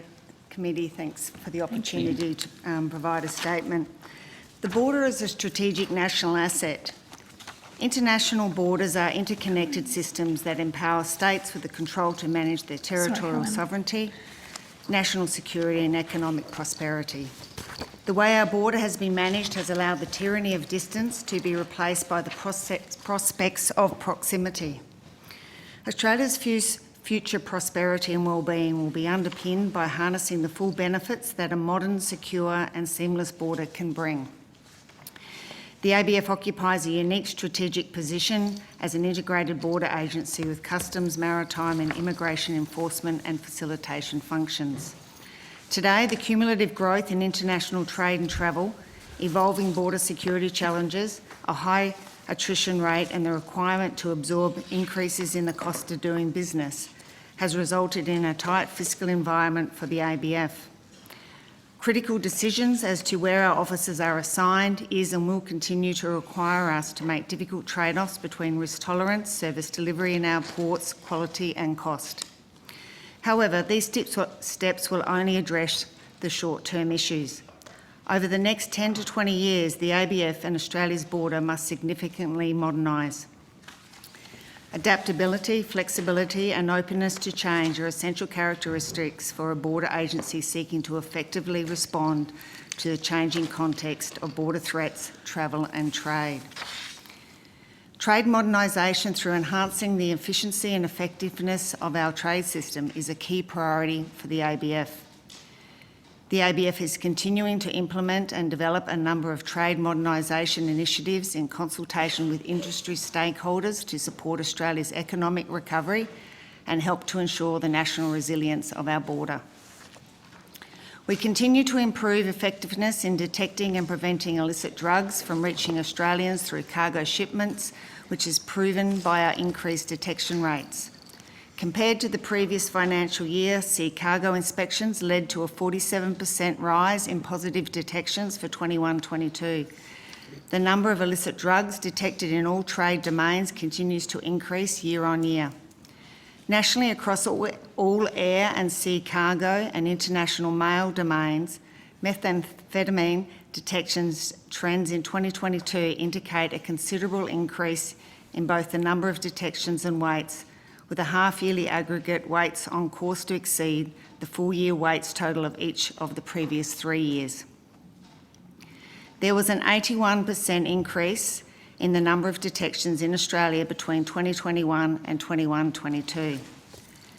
Despite such successes, criminals are adept at exploiting and creating gaps in our border defences to smuggle harmful contraband into our country, including digital contraband. As we aim to create a border that enables rather than constrains economic activity, we must become expeditious in dealing with the sophisticated manner in which criminals exploit our weaknesses and cause significant harm to Australians and businesses in their own illegitimate gain. Through Operation Jardina, the ABF has enhanced its presence at the border in order to make things a lot harder for organised criminals and their trusted insider partners. Since we last appeared before committee, the ABF has extended this work and led the way in building an international coalition of border agencies with key overseas jurisdictions, multilateral organisations such as the World Customs Organisation and global cargo shipping lines. Our ability to work ahead of the border will also increase significantly in the coming months, with the budget providing additional funding for the ABF to establish a network of offices across the Pacific. A key part of our role is providing a customs service that maximises and protects Australia's revenue. ABF has a dedicated focus on trade enforcement to deter and prevent the leakage of Commonwealth revenue. ABF continues to build on our trade enforcement capability in the disruption of transnational serious and organised crime activities, such as trade-based money laundering, more effective identification of prohibited and restricted goods, and the ability to manage border transactions with a focus on trade enforcement. Further, ABF is leading several World Customs Organisation trade enforcement operations, demonstrating our commitment to working ahead at and after the border to protect Australia's revenue and ensure compliance with border laws. Now more than ever, we need to invest in our border as a strategic and economic asset to enhance international trade and to attract more international travellers. Hardening the border against criminals, the smuggling of harmful goods and revenue evasion are key foundations for seamless trade and travel. Today, our officers confront a wide array of challenges in managing the border and planning for the future. Without dedicated and professional ABF staff, these challenges would appear insurmountable and the outcomes we have delivered would not be possible. I'm increasingly proud of our people, their resilience and dedication, and our demonstrated achievements in protecting Australian sovereign interests at the border. Thank you, Chair.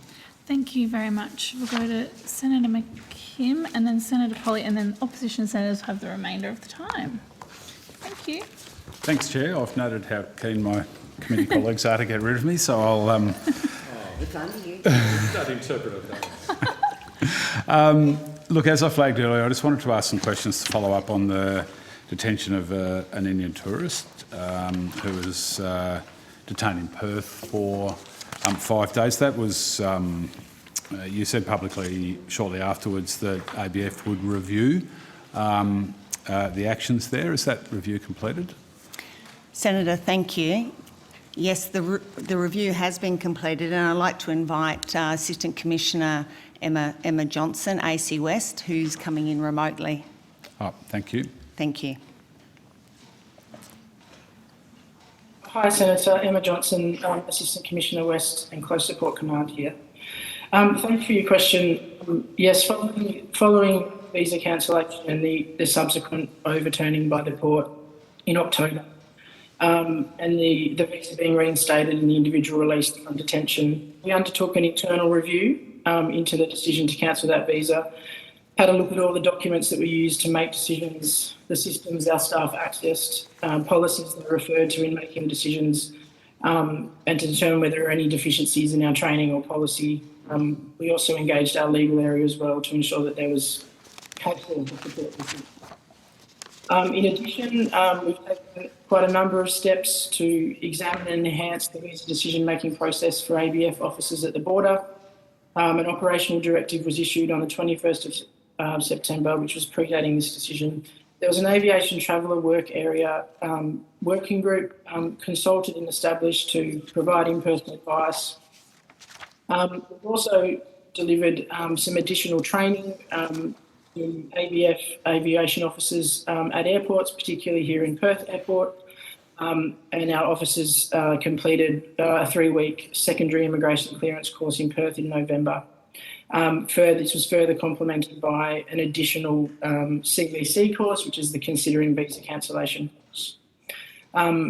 We think that these subsequent processes to improve the visa cancellation process in its entirety. There's been a number of other mechanisms that have taken place within ABF in the last 12 months around our visa decision-making process. One of my colleagues is probably better placed to speak in broader terms about those more broad programs, but that's what I can provide in relation to the Perth case in particular. Thanks very much. Did the review cover the previous 3 cases from September where visitors from India were also detained at the Perth airport because they did not travel with their spouses, as was stated in their visa application? Yes, it did, Senator. Okay. Sorry, go ahead. It covered all 4 of those cases. They covered all 4 of the cases? Yes. All right. Thanks. So was the fact that they did not travel with their spouses, was that found to be an irrelevant consideration? I'll probably defer to our legal counsel, who I understand is in the room, to talk about specifics of the findings of the report. Thank you. She's probably better placed. Sure. I think Ms DeVoe is just arriving at the table. Thanks, Ms DeVoe.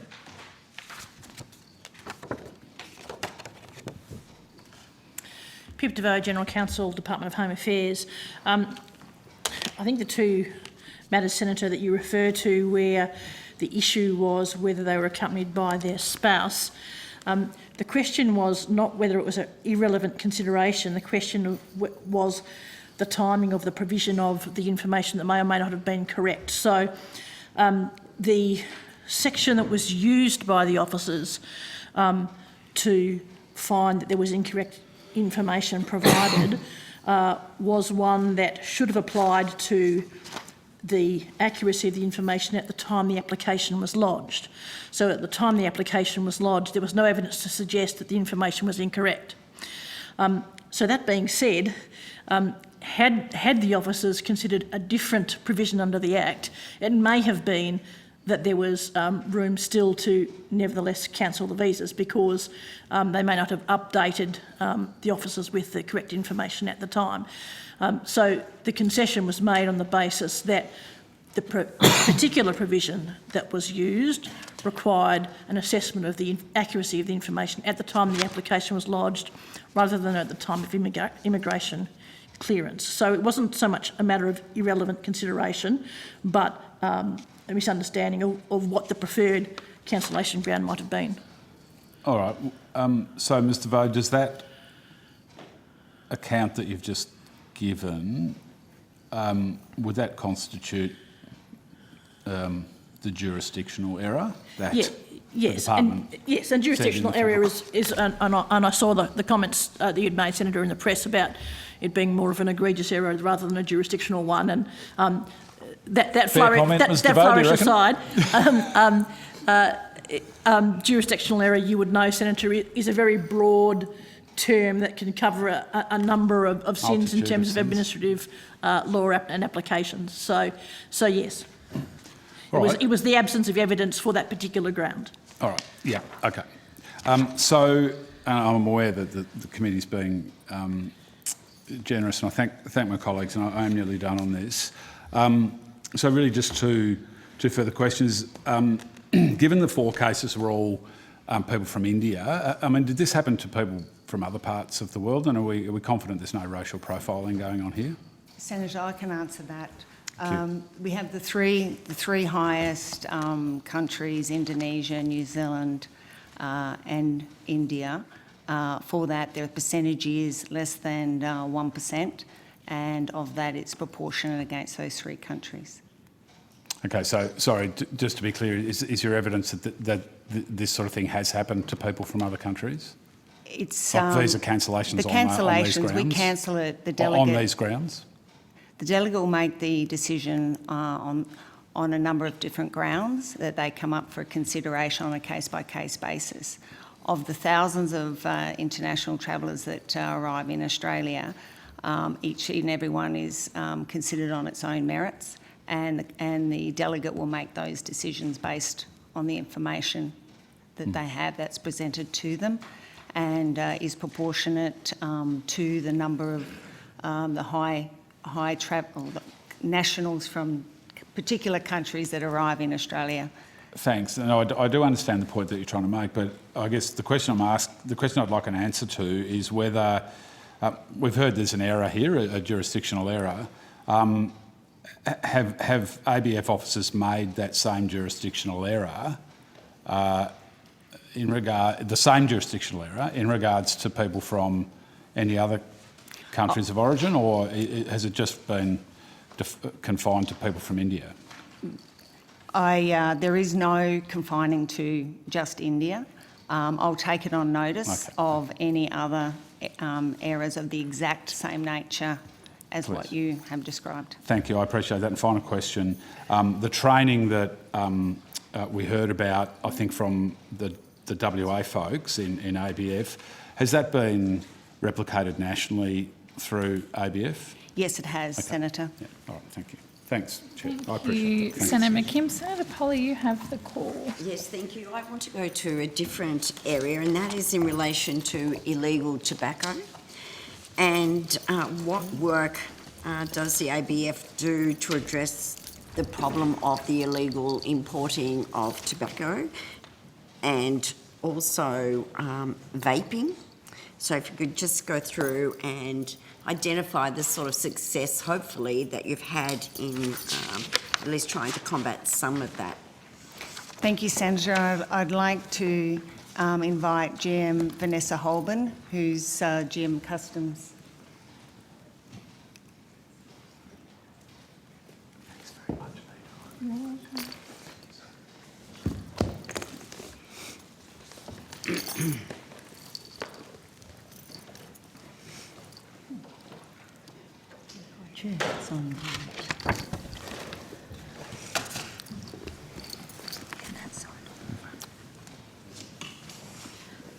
Sorry, Senator, just getting my chair sorted out. Vanessa Holborn, Group Manager, Customs Group, Australian Border Force. Your specific question, Senator? Yes. We recently, the committee of the Parliamentary Joint Committee on Law Enforcement just recently had a briefing in relation to illegal tobacco that's coming into the country. And I'd like to know whether or not you've seen an increase, and if there has been an increase, if you could outline to us the successful detections that you're experiencing. So, Senator, I might start off with just giving you the stats on what's been detected at the border in terms of illicit tobacco. So the total amount ABF has detected and seized for this financial year up to the 31st of August is 157 million cigarettes and 93 tonnes of loose leaf tobacco. The previous year, to make that comparison, was 897.9 tonnes of loose leaf tobacco for the financial year 21-22 and 1.15.2 million cigarettes. So that is an increase from the last financial year to date of 31 August 2022. So noting the report you referred to, Senator, the Australian Border Force initiated in 2018 the illicit tobacco task force, which was as a response to the inquiry that you refer to. That task force has now been in place for 4 years, which will, the funding attached to that task force will cease next year, but it will then roll into base funding for the Australian Border Force.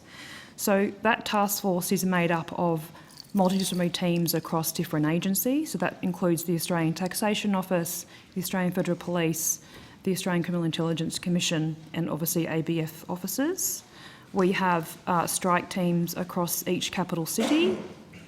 I can give you the breakdown, if I can quickly find it for you, Senator, which is the number of staff that are attached to the task force, if that would be helpful for you. Well, I'm actually, that would be good if you could take that on notice for us.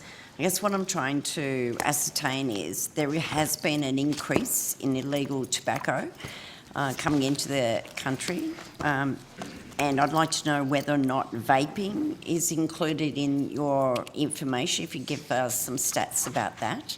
And it's very evident from the recent briefing that we had is that organised crime is actually using this illegal tobacco as a trading mechanism for other illegal activities and for illicit drugs. I just want to find out for the benefit of the committee as to what experience there is and the sort of detection that priority you're giving to this area, and because of obvious reasons that it's not just about the illegal activities but it's also avoiding taxation. So in terms of the vaping products, so yes, they are detected and seized at the border.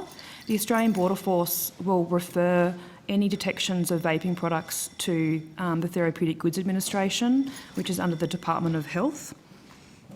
So our focus, particularly for the Australian Border Force, is on illicit tobacco. The Department of Health have responsibility for the vaping products and any regulatory controls around vaping. So the Australian Border Force at the border will refer those matters to the TGA, Therapeutic Goods Administration. So the overall tobacco strategy is the responsibility of the Department of Health.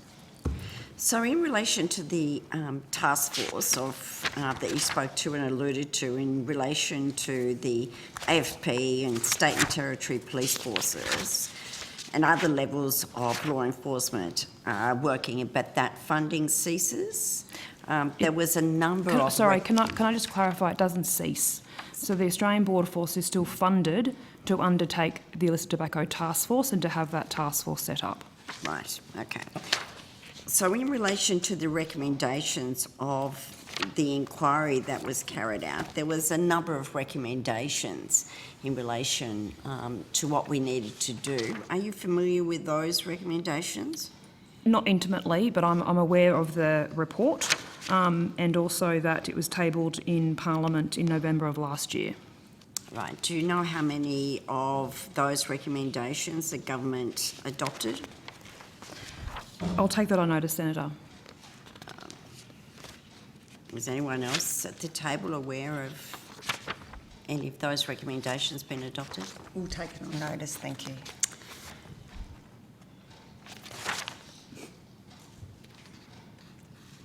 So, the Police Federation of Australia is concerned about the increase and the involvement in organised crime. Has the ABF found that organised crime is prevalent in the illicit tobacco market? In relation to the operations of the illicit tobacco task force, yes, I wouldn't say it's prevalent, but there are certainly serious organised crime syndicates that the task force targets. In terms of that operational activity, I certainly wouldn't want to go into the detail of that, given it's risk assessed, there's intelligence information, but the linkages are certainly to serious organised crime in terms of those syndicates. So how much of the illegal tobacco coming into the country do you think that is intercepted by your agency? I need to take that on notice, Senator. I don't know whether we'd be able to provide that statistic to you, but we can certainly take it on notice. Do you have any statistics on how much illegal drugs are coming into the country that aren't detected? I'll take that on notice, Of Senator. what the market is? Okay, I'll put anything else on notice. Thank you, Chair. Thank you, Senator Foley. Senator thank you. Scarr. Yeah. And we will have a short break at about 10 past, and then we'll come back for more questions. A minute and a half. Yes. Okay, I've got some further questions, just taking on Senator Polly's line of questioning, which was very helpful. In relation to illicit tobacco, I understand there was a meeting in March which was convened by the Minister for Home Affairs of all the relevant state ministers looking at the issue of illicit tobacco and considering a whole range of national issues and initiatives. And the ministers, as I understand it, at that meeting agreed to work together to consider opportunities to coordinate enhanced efforts to combat illicit tobacco. Is that correct? I'm not aware of that meeting, Senator. You're not aware of that meeting at all? No. No, we'll take that one on notice, Senator. And what's your role, Ms Holborn, in this space? Group Manager, Customs Group. I have responsibility for the Illicit Tobacco Task Force. And you're not aware of this meeting, which I understood had the result of the ministers agreeing to work together to consider opportunities to coordinate enhanced efforts to combat illicit tobacco. You're not aware of it? I'm not aware of it, Senator. We can take it on notice, though. Ms Pearce, that's a bit concerning to me as a senator that the person within the department who has responsibility in this area is unaware of that meeting and any initiatives. Presumably you're not aware of any initiatives flowing from a meeting you're not aware of. Well, it's really Senator, only one as- recommendation out of a heap that was never acted upon, Senator. Senator, as Vanessa Holborn indicated, we'll take that one on notice. Thank you.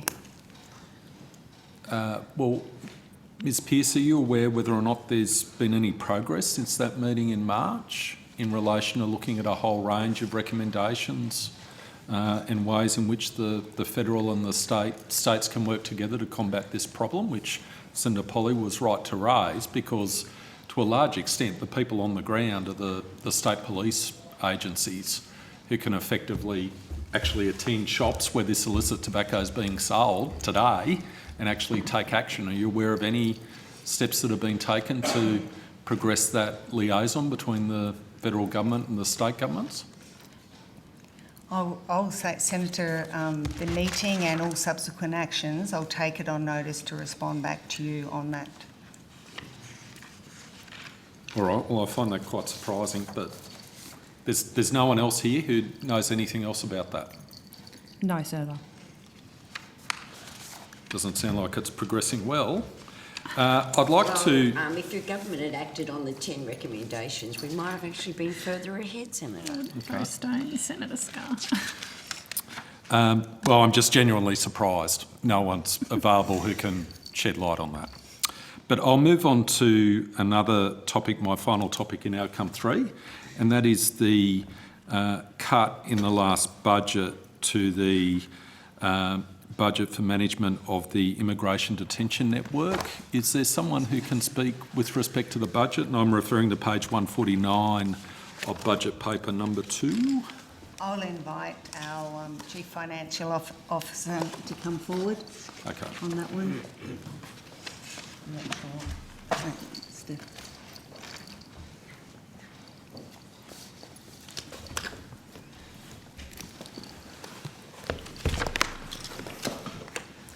Thanks, Senator. Sorry, can you give me the reference again, sorry? Thanks, Ms Cargill. Good to see you again. So it's page 149 of budget paper number 2, and there's a reference there to a $9.5 million cut for management of the immigration detention network. Do you remember that? And there's a reference to including for quarantine for escort staff that is no longer required. Yes, so Does that's that part of prompt- the, correct. So this is part of the savings measures. It's a cut. Part of the savings measures in the October budget. I'll just find the details for you.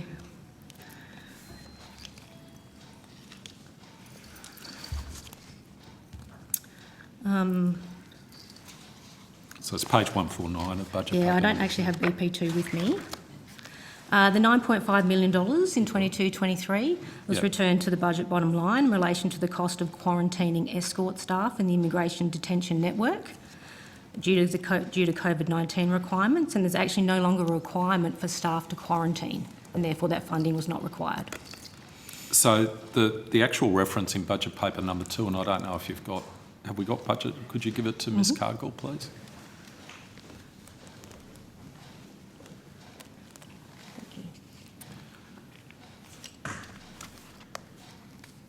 Yep, that's right. The $9.5 million in 22-23. So it says including for quarantine for escort staff. Yes, that it is no does say longer that, required. but it's all for that. It was all for that. That's correct. So it was $9.5 million. Correct. That was solely attributable. That's right. Okay. And there's been, with the rise of COVID again, and I know we're going through another cycle, there's no need to take such action again, even if it isn't required as a matter of law? There are, let me put it this way, are there additional costs that accrue when we go into a COVID outbreak, another COVID outbreak? Or That's we correct. pass At this stage, I'm not aware of changes to the quarantine requirements for escort staff. That's probably a question for the ABF, but we monitor this is administered funding that's monitored effectively at every budget milestone.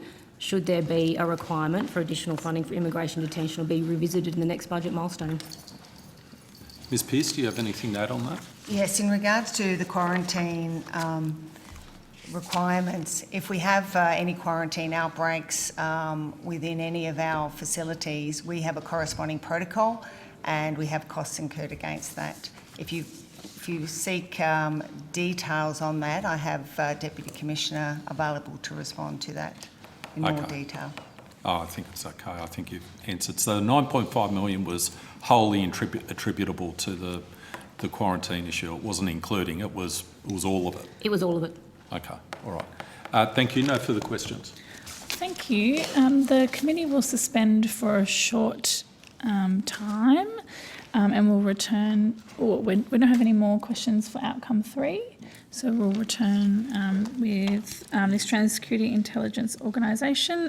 We'll return here at 8:15. Thank you. Well done, Mr. Kefford.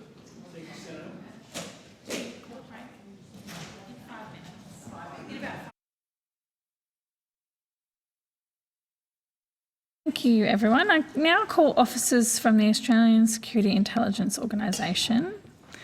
Welcome, Mr. Burgess. Would you like to make an opening statement before we go to questions? Thank you, Chair. Yes, I would. Thank you. Mike Burgess, Director General of Security. Good evening. Australia's security environment remains complex, challenging and changing.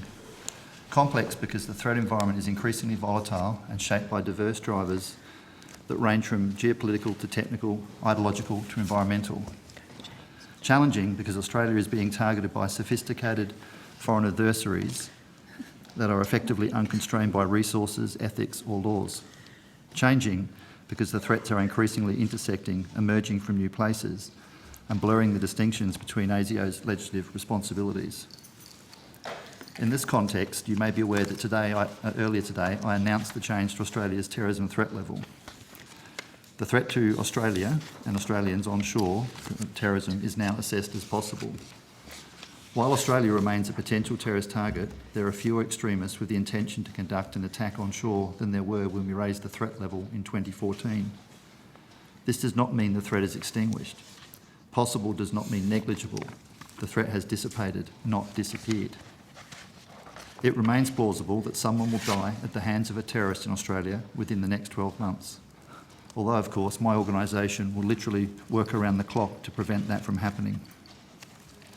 The reduction in the threat level reflects the moderation in our counter-terrorism caseload, and also the maturity of Australia's CT frameworks, laws and resourcing. Australia is a safer place not only because of the actions of my organisation and our partners in law enforcement, but also because of the decisions of successive Commonwealth, state and territory governments.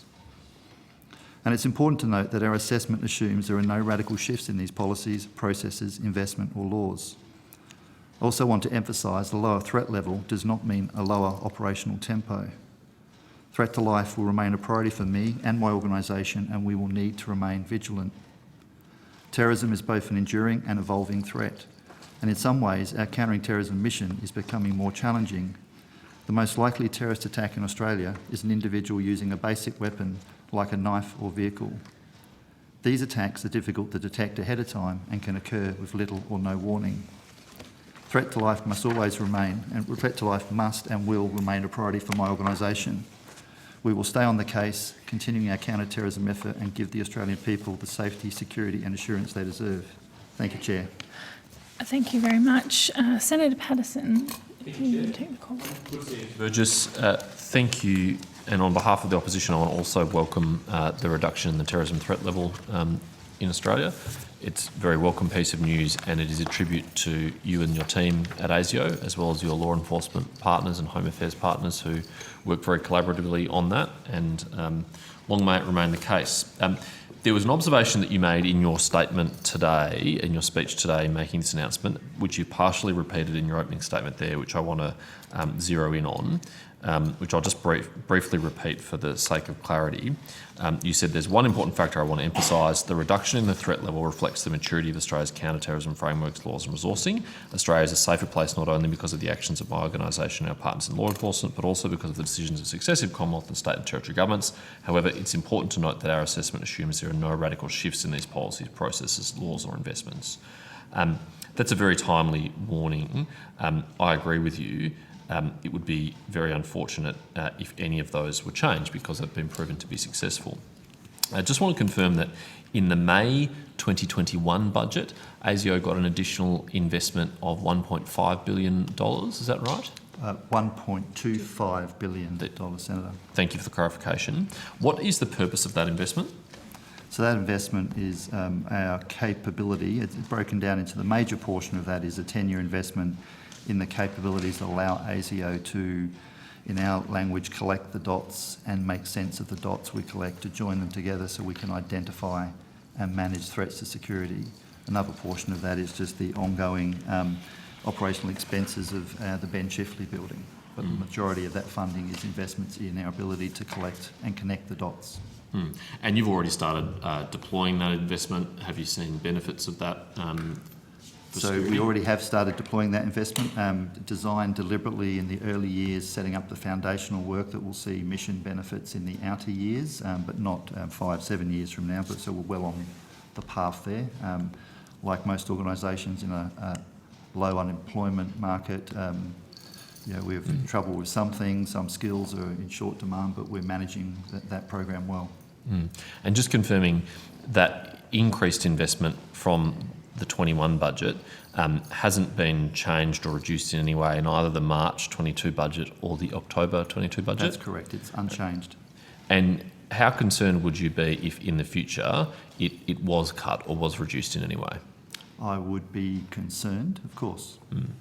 And if it was repurposed for any other project within the NIC, for example, it would detract from the job that ASIO has to do?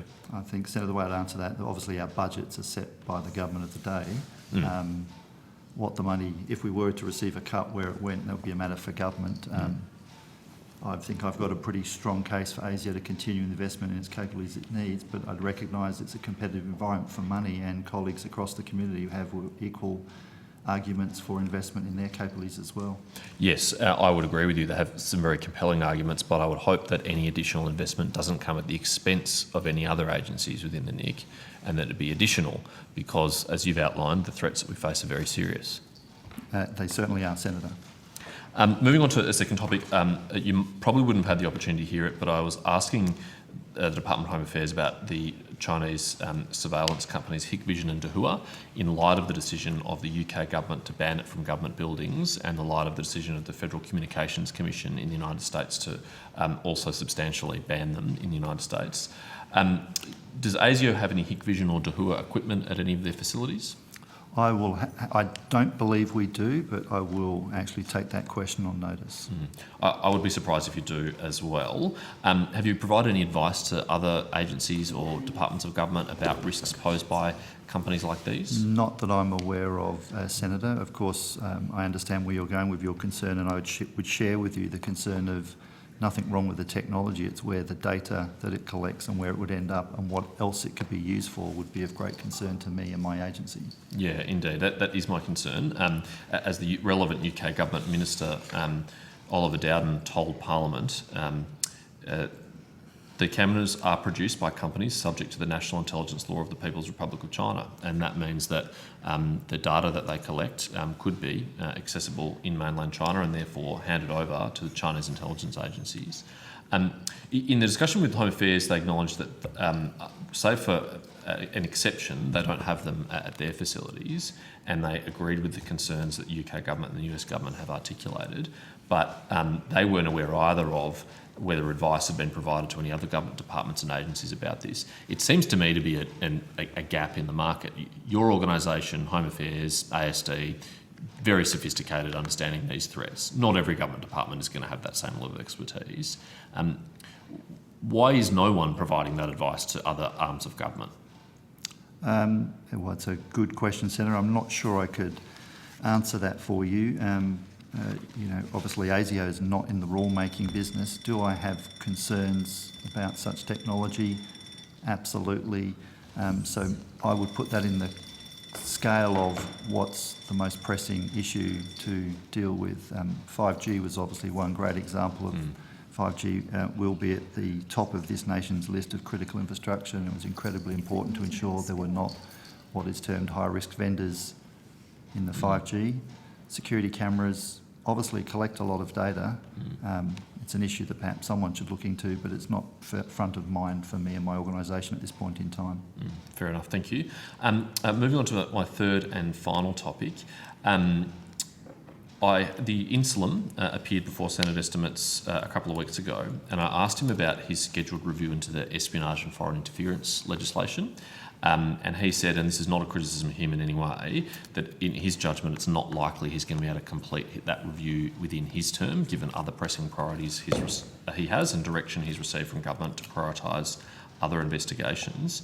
That means it's possible that laws which passed in 2018 won't be reviewed until 2024 or beyond.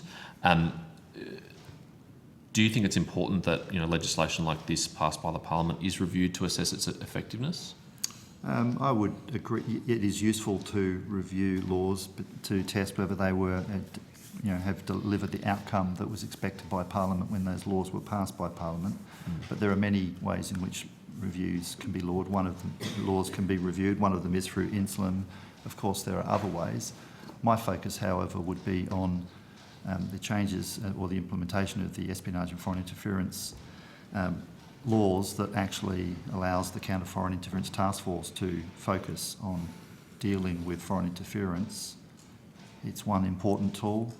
Aside from that, I'm confident the work of the task force and the work of my agency has done much to advance our understanding of the espionage and foreign interference threat and actually reduce the harm considerably, independent of any review of those specific legislation.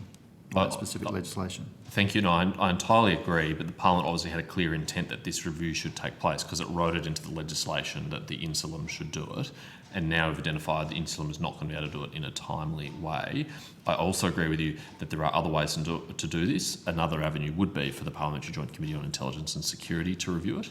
As you may be aware, the PJCS is already reviewing the Foreign Influence Transparency Scheme, which was a partner scheme introduced at the same time. And I think you've given evidence previously that they were designed to work in tandem or in concert. Is that an accurate reflection? That's correct. Yeah. Would you have any concerns or objections if the PJCS were to take on a review of the espionage and foreign interference legislation alongside or in addition to the FITS legislation? I would have no issue with that. Of course, it's not a matter for me to determine what the committee chooses to, or the government wants reviewed in that way. Yeah. One of the policy issues that we're dealing with in the FITS review is that there's potentially some conduct which falls between these two chairs, that the foreign interference one hand, which is kind of quite hard-edged and malign, and foreign influence, which can be benign. There's a whole range of conduct that falls in there. Are you concerned that that's a possibility? To be honest, Senator, I haven't given that much thought. I don't quite see it that way. So if you're able to share an example, as I've said previously, the Foreign Influence Transparency Scheme is about, if you want to lobby, register in that context, be open about it. That's welcome in our country. The transparency is the key. Espionage and foreign interference is the harder penalties for those who choose to interfere in our country covertly, clandestinely, deceptively, in a way that's counter to our national interests. And there's the hard edge of the law backed up against that, which is one avenue by which the problem can be dealt with. That works fine. The more pressing or area of concern that I think needs some thought is the covert. Sure, it's pretty clear what it is, and we and the AFP are very effective in dealing with that. It's more we're a nation that's free and open, and we're happy for people to transparently tell us what they think. Foreigners are welcome to do that as long as they're open about it. Of course, that's influence, but is there a malign influence? Things that are happening that we don't quite understand are detrimental to us, and we haven't thought about it, or we're not alive to the plot behind that influence. It might be open, but it might be counter to our national interest. That's probably worthy of some more thought by our society. Yeah, well, that's in fact exactly what I was alluding to, and I think one possible case study that illustrates this is Alex Joski's recent book, Spies and Lies, which examines the United Front Work Department and its relationship with the Ministry of State Security. As a policy issue, we've often thought of United Front activity, given that it is openly linked to the Chinese government, as falling under the influence arm.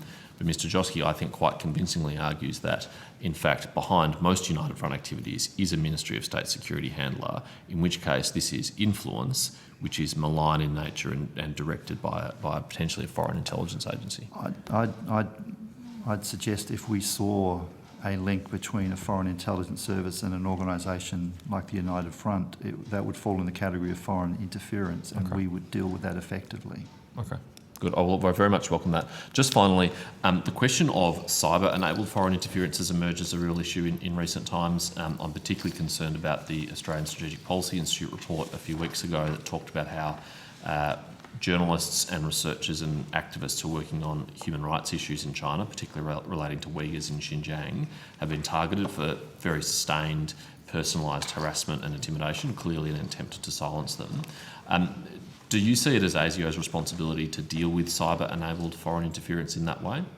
In that context, cyber is a vector, so it's the means by which someone can intimidate, bully or harass someone. If it's foreign interference, and ASIO is heavily involved in that. Are there adequate currently legislative frameworks that allow ASIO to deal with that, particularly if this activity is being sponsored or coordinated offshore, but taking place effectively onshore on Western social media platforms, for example? So ASIO has a role in that, yes.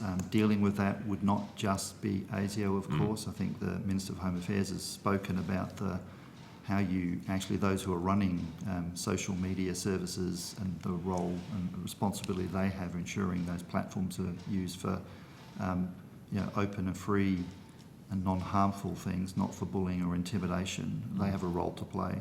I'm confident then where we see it, we're able to assess the threat, not always able to do something about it, because if it's a foreign platform that's coming across on the internet, then we don't have the reach to do that. Indeed, and that's a particularly acute concern with platforms that are headquartered in authoritarian countries where we have very little influence. That's correct. Of course, we have the ability to not consume that content and not be taken by it, because knowing what it is. Thank you. I'm limited in time and I want to share the call with my colleagues. So I will look forward to discussing these issues with you probably in more depth at the Senate Select Committee on foreign interference through social media. I look forward to it, Senator. Thank you. Senator Scarr. Thank you, Chair. Mr Burgess, I'd like to talk about the process, to the extent you can inform us in this forum what the process is when you make a decision to change the threat level. Is this, and in particular, who's involved, what agencies are involved in that decision-making process? Sure, so absolutely. So the National Terrorism Threat Level is actually something that ASIO undertakes, so it's our threat assessment. We do that in the National Threat Assessment Centre, which does have experts from across government agencies who are experts in their particular fields, whether it be weapons or explosives, that helps our assessors do their work. And we keep the threat level under constant review. Obviously, we've reviewed it, and as I've announced today, we've lowered that threat level, and that's a rigorous process. We apply structured analytical techniques to the problem at hand, look at the information we have from open source, community reporting, COVID intelligence, a range of information that we have available to us where my analysts will test and recontest and check their thinking on the judgments they're making, and through the wash of all that process. And so a national terrorism threat level that's probably in the order of 2 to 3 months worth of substantial effort by my people. At least the last one was. It depends on the complexity of the environment to reach at a point where, as I've said, we've lowered the threat level to possible. Okay, so this is a decision that is, I'm not sure how to put this, but it's independent of political considerations or government considerations. It's simply driven and contained wholly within the province of national security experts. ASIO does the assessment. We do that with other experts, as I've said, and actually as we talk about changing the threat level, we consult through Home Affairs Counter-Terrorism Coordinator, who's sitting at the table here with me, through state and territory governments, because actually it's a team effort in countering terrorism. But this is not a government decision. The assessment is done by the Australian, my organisation. So the relevant ministers, Mr Kifford, the relevant ministers aren't involved in the decision-making process? Not in the decision, Senator, no. That's ultimately the Director General's decision to make. But there's obviously drawing on a broad range of sources and experts in the field to which he's referred. So it just seems to me, and I don't have an expertise in this area, but it seems to me it would be a significant decision to actually change the threat level. Is that correct? Yes, it is. And it's when we have threat levels, it's good that we're using them. Yeah, okay. All right. And I noted in your opening statement, and I wrote down quickly, the operational tempo has not changed as a result of the threat level being downgraded. So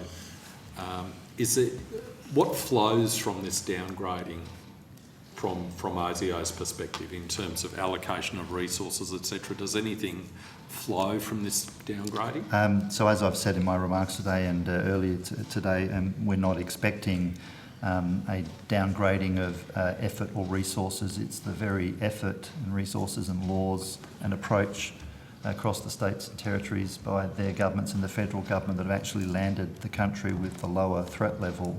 Yeah.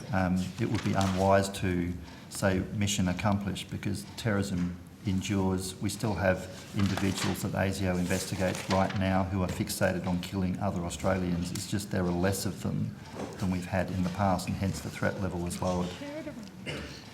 So there's less of them than in the past. Where have they gone? There's a number of factors to that. So in terms of Sunni violent extremism, which remains the principal security concern cohort for us, the thing that drove Australians to join that and be radicalised was the formation of the caliphate. We saw that, we raised the threat level in 2014, and for the next 2 years, agencies, law enforcement, ASIO are extremely busy dealing with that problem, but the caliphate doesn't exist anymore.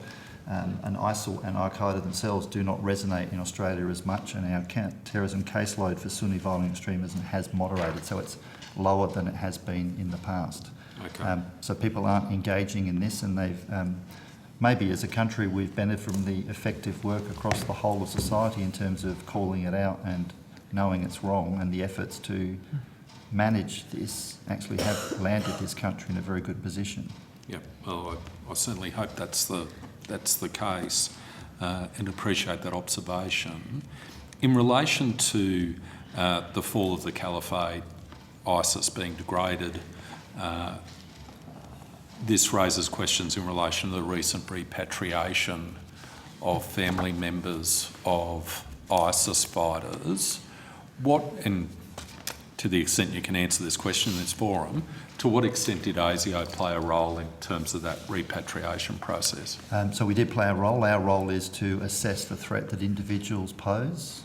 Obviously the decision for repatriation was a matter for government, but we were front and centre in assessing the threats they pose. That included face-to-face interviews with the individuals repatriated in Syria.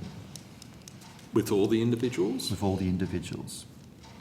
And is ASIO involved in relation to the consideration of repatriation of any future cohorts? So we have assessed all of the individuals, all of the adults in the cohorts that are actually either have returned or still in the camps in Syria. Okay. So one of the things at the last estimates hearing, some questions were raised in relation to the extensive media coverage that occurred prior to the repatriation, and the fact that one newspaper in particular was almost providing operational updates with respect to the repatriation of the cohorts, of that cohort. Did ASIO raise any concerns with respect to that, and do you have any concerns with respect to the granularity of that reporting, which just seemed quite extraordinary from my perspective? I had grave concerns of such information being available and reported in the media when it shouldn't have been, because of the peril it puts the activities of my officers and others in by doing so. Can I just say, before I said we've assessed all individuals in the Syrian camps, my colleague reminded me that we've assessed the ones we can get to. There were 4 individuals, or a number of individuals, in another camp that is not accessible to us, so we haven't assessed everyone, but the ones that we can get to, the Australian government can get to, have been assessed by ASIO. Okay, so there are 4 individuals you can't get to in order to make an assessment. What's their current status? So they're in another camp, our Hall camp, and we cannot get to that camp for the conditions on the ground. Okay. It's not safe to do so. Right, understood. So you raised the issue of operational safety for your members, and that was one of the things I think would have concerned anyone reading those operational reports. There's an investigation, as I understand it, which is being undertaken with respect to the leaking of information to the media, or how the media came into possession of the relevant information. Has ASIO been participating in relation to that investigation? I'm not aware of us being formally asked about that, and I'm obviously not been approached myself, but that doesn't mean to say we haven't been involved. Could you perhaps take that on notice? Because I'd find it somewhat extraordinary that ASIO, given the role ASIO has played in terms of the repatriation of that cohort and the face-to-face interviews you had with members of that cohort, that ASIO would not have been involved in that investigation. So obviously that's a matter for the Australian Federal Police. I'll take that question on notice, and if I'm able to answer it, I will, of course. Right. So my main concern, just to be clear, to assist you in terms of answering the question, or which you've taken on notice quite legitimately, is whether or not there's been engagement from the AFP with ASIO with respect to that investigation. I will take that question on notice. Okay, thank you. What role does ASIO play in terms of considering, for example, the application of control orders or other surveillance measures with respect to the cohort that has arrived in Australia, that's been repatriated to Australia? So we have a role in where we have information to share about individuals, we're able to do that. Obviously that process is not, the rest of that process is not handled by ASIO. Okay, so again, we focus on what we know about individuals, what we can say from a threat to security perspective, the level of threat they may pose. Okay, so as I understand it from our last estimate session, the AFP has the lead role in terms of assessing whether or not control orders should be imposed, applications to court should be made with respect to control orders. Is that correct, Mr Kefford? That's right, Senator. So the AFP has the lead. There's coordination mechanisms that sit underneath that, but ultimately the AFP is in the lead on those matters, and I think Deputy Commissioner McCartney gave evidence to this committee on that point. He did indeed. I've got one more question, but I know Senator Antic has a number of questions, so and we're running out of time, so if I could offer to share the call. Senator Antic. Senator Antic, you have the call. Thank you, Chair. I've got a couple of questions about the 2021 threat assessment and how that looks now. You talked in there, I think the ASIO talked in there about right-wing groups were able to use COVID-19 restrictions as propaganda to further embed anti-government sentiment by portraying the government as overreaching. And it also makes some comments about the use of globalisation, multiculturalism and democracy as being a flawed concept, and statements to that effect. Does ASIO take the position that, for example, those that believe that there are flaws in globalisation and multiculturalism are right-wing extremists? So, Senator, we use the terminology ideologically motivated violent extremism. There are some people with an ideology such as neo-Nazis you could put in the right wing, and I'm okay with that. We try and stay out of the political assignment. We focus on the individuals and beliefs that go to violence, which is our principal concern. So we don't normally say, well, that must be right wing, because it's not, in terms of there's a vast range of grievances that or conspiracy theories or beliefs in not in favour of authority that drive people to have those views, and we pay concern to those people who then go to violence in support of those views. So is the concept of an anti-government sentiment in itself an extremist position in ASIO's? It can be extreme. There are many things which can be extreme. I could be an extreme football supporter, a passionate and extreme supporter. Our focus is where we go to, where we look at people who are extreme in views and think violence is the answer. So in the case of people that, for example, were protesting 6-month lockdowns under the Andrews government and did so passionately, was ASIO,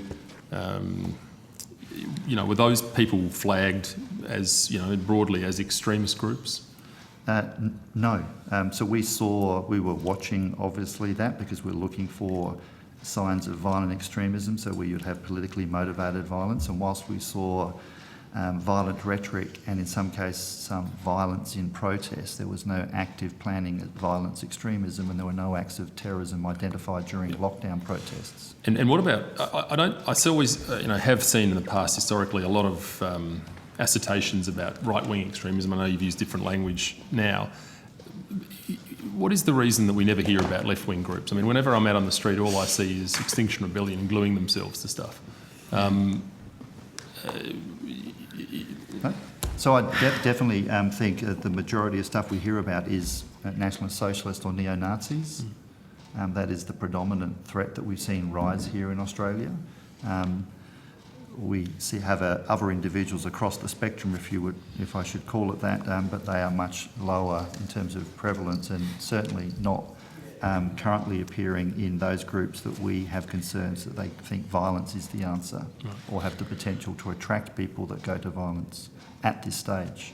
So what assurances can you give there that ASIO is not specifically targeting or monitoring people who simply have differing views to their government of the day? Well, we don't. People are entitled to their political views. We don't investigate people for their political views, but we will investigate them if it looks like they believe that violence is the answer. I've only got one other question, but it relates to reports from the United States that Facebook and the FBI have been collaborating with Facebook employees reporting users who posted anti-government or anti-authority sentiments, and then the FBI acquiring data on those individuals. Does ASIO work with social media companies in a similar fashion to spy on Australians who might, have anti-government views? Well, again, we would be focusing on individuals that actually think violence is the answer, and where we work with social media companies or companies that provide data, we would do that lawfully under law by legal mechanisms available to us. Yep. Thank you. Thank you, Senator Rennick. We have a short amount of time left, so...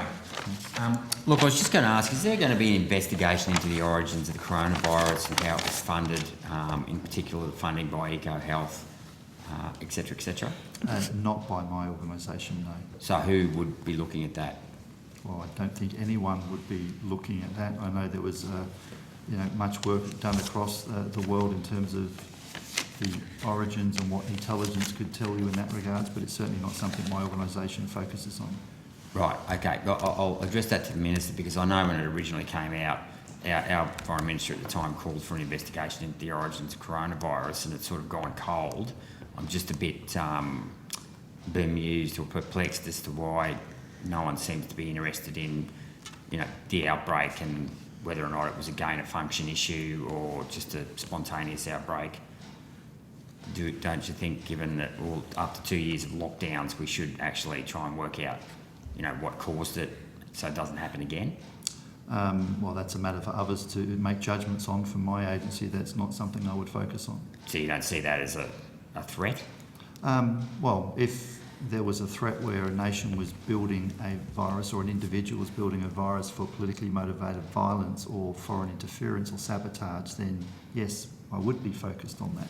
So what about nothing overzealous? Suggests that's the case. Okay, so what about overzealous gain of function research scientists who, the mad scientist in the lab type person, and I'm led to believe that gain of function happens here in Australia as well. At what point does gain of function stop being gain of function and become a potential bioterrorism risk? Well, again, bioterrorism means there'll be individuals that are actually doing that to actually conduct acts of violence or politically motivated violence, in which it would be the focus of my organisation, but we don't see evidence of that. Okay, so what if the intent wasn't necessarily to commit terrorism, but just, as I said, just through reckless... Well, we wouldn't be looking at that. Right, so who would? Because it's still a risk. I mean, it's still a serious... Well, I think you'd have to talk to other people who would care about biosecurity and unintended consequences of medical research, but ASIO isn't the answer there. So you don't know which department is responsible for biosecurity? Don't know. Okay, cheers. Thank you. Thank you, Senator. Senator Scott. Mr Burgess, I'd just like to ask some final questions just in relation to foreign interference, if I could. What proportion, and again to the extent you can give us an assessment of this in this forum, what proportion of ASIO's resources are looking at foreign interference issues? I'd say more than half of our resource at the moment is applied to countering espionage and foreign interference. Okay. So you made some comments before this committee on 31 March 2022 that, and I quote, espionage and foreign interference have now supplanted terrorism as the most serious security threats facing Australia, end quote. Is that still your view? It very much is my view. Okay. In terms of the source of foreign interference, and I'll just give you a bit of flavour in terms of this question. An issue that has concerned me is people who have come to this country, in many cases under humanitarian visas, and who raise concerns with respect to what is happening in countries of their origin in terms of political freedoms, etc., and are then vilified or attacked through media agencies overseas, and that media is then disseminated by overseas media agencies within Australia. Is that something which ASIO considers? So I can be clear in terms of what you're suggesting. If you've got individuals who have come to this country and are expressing a view and they get harassed openly by media, foreign media. Correct. And then that media is distributed perhaps to members of parliament, including myself, where those individuals are defamed and accused of atrocities in their unfairly and accused of atrocities in their home countries, or that their relatives or friends have been engaging in such matters. Is that something which ASIO looks at? It could well be something that we look at if we understand there is a dark hand of a state involved in the generation of a campaign to intimidate, harass or bully an individual. Yes, we would get involved in that if we saw or had evidence. Remember, we're not all seeing and all knowing, so it might look problematic. It may well be problematic, but there are more sinister things that we're focused on that we press into. I think, as Senator Patterson suggested before, there is a need for a broader discussion on how we handle such things in our society. Okay, all right. Well, I might pursue that in another way. Thank you, Chair. Thank you. I don't think we have any other questions this evening, so that concludes today's proceedings. I thank Mr Burgess and your team, and I thank the Minister and departmental officers for their attendance, and Hansard Broadcasting and our wonderful Secretariat staff. We have accepted tabled documents throughout the evening, and I'll just seek a motion to move. Thank you, Senator Scarr. Senators are reminded that written questions on notice should be provided to the Secretariat by 5 p.m. Friday the 2nd of December 2022. The hearing is now adjourned. Thank you. Thank you, Minister.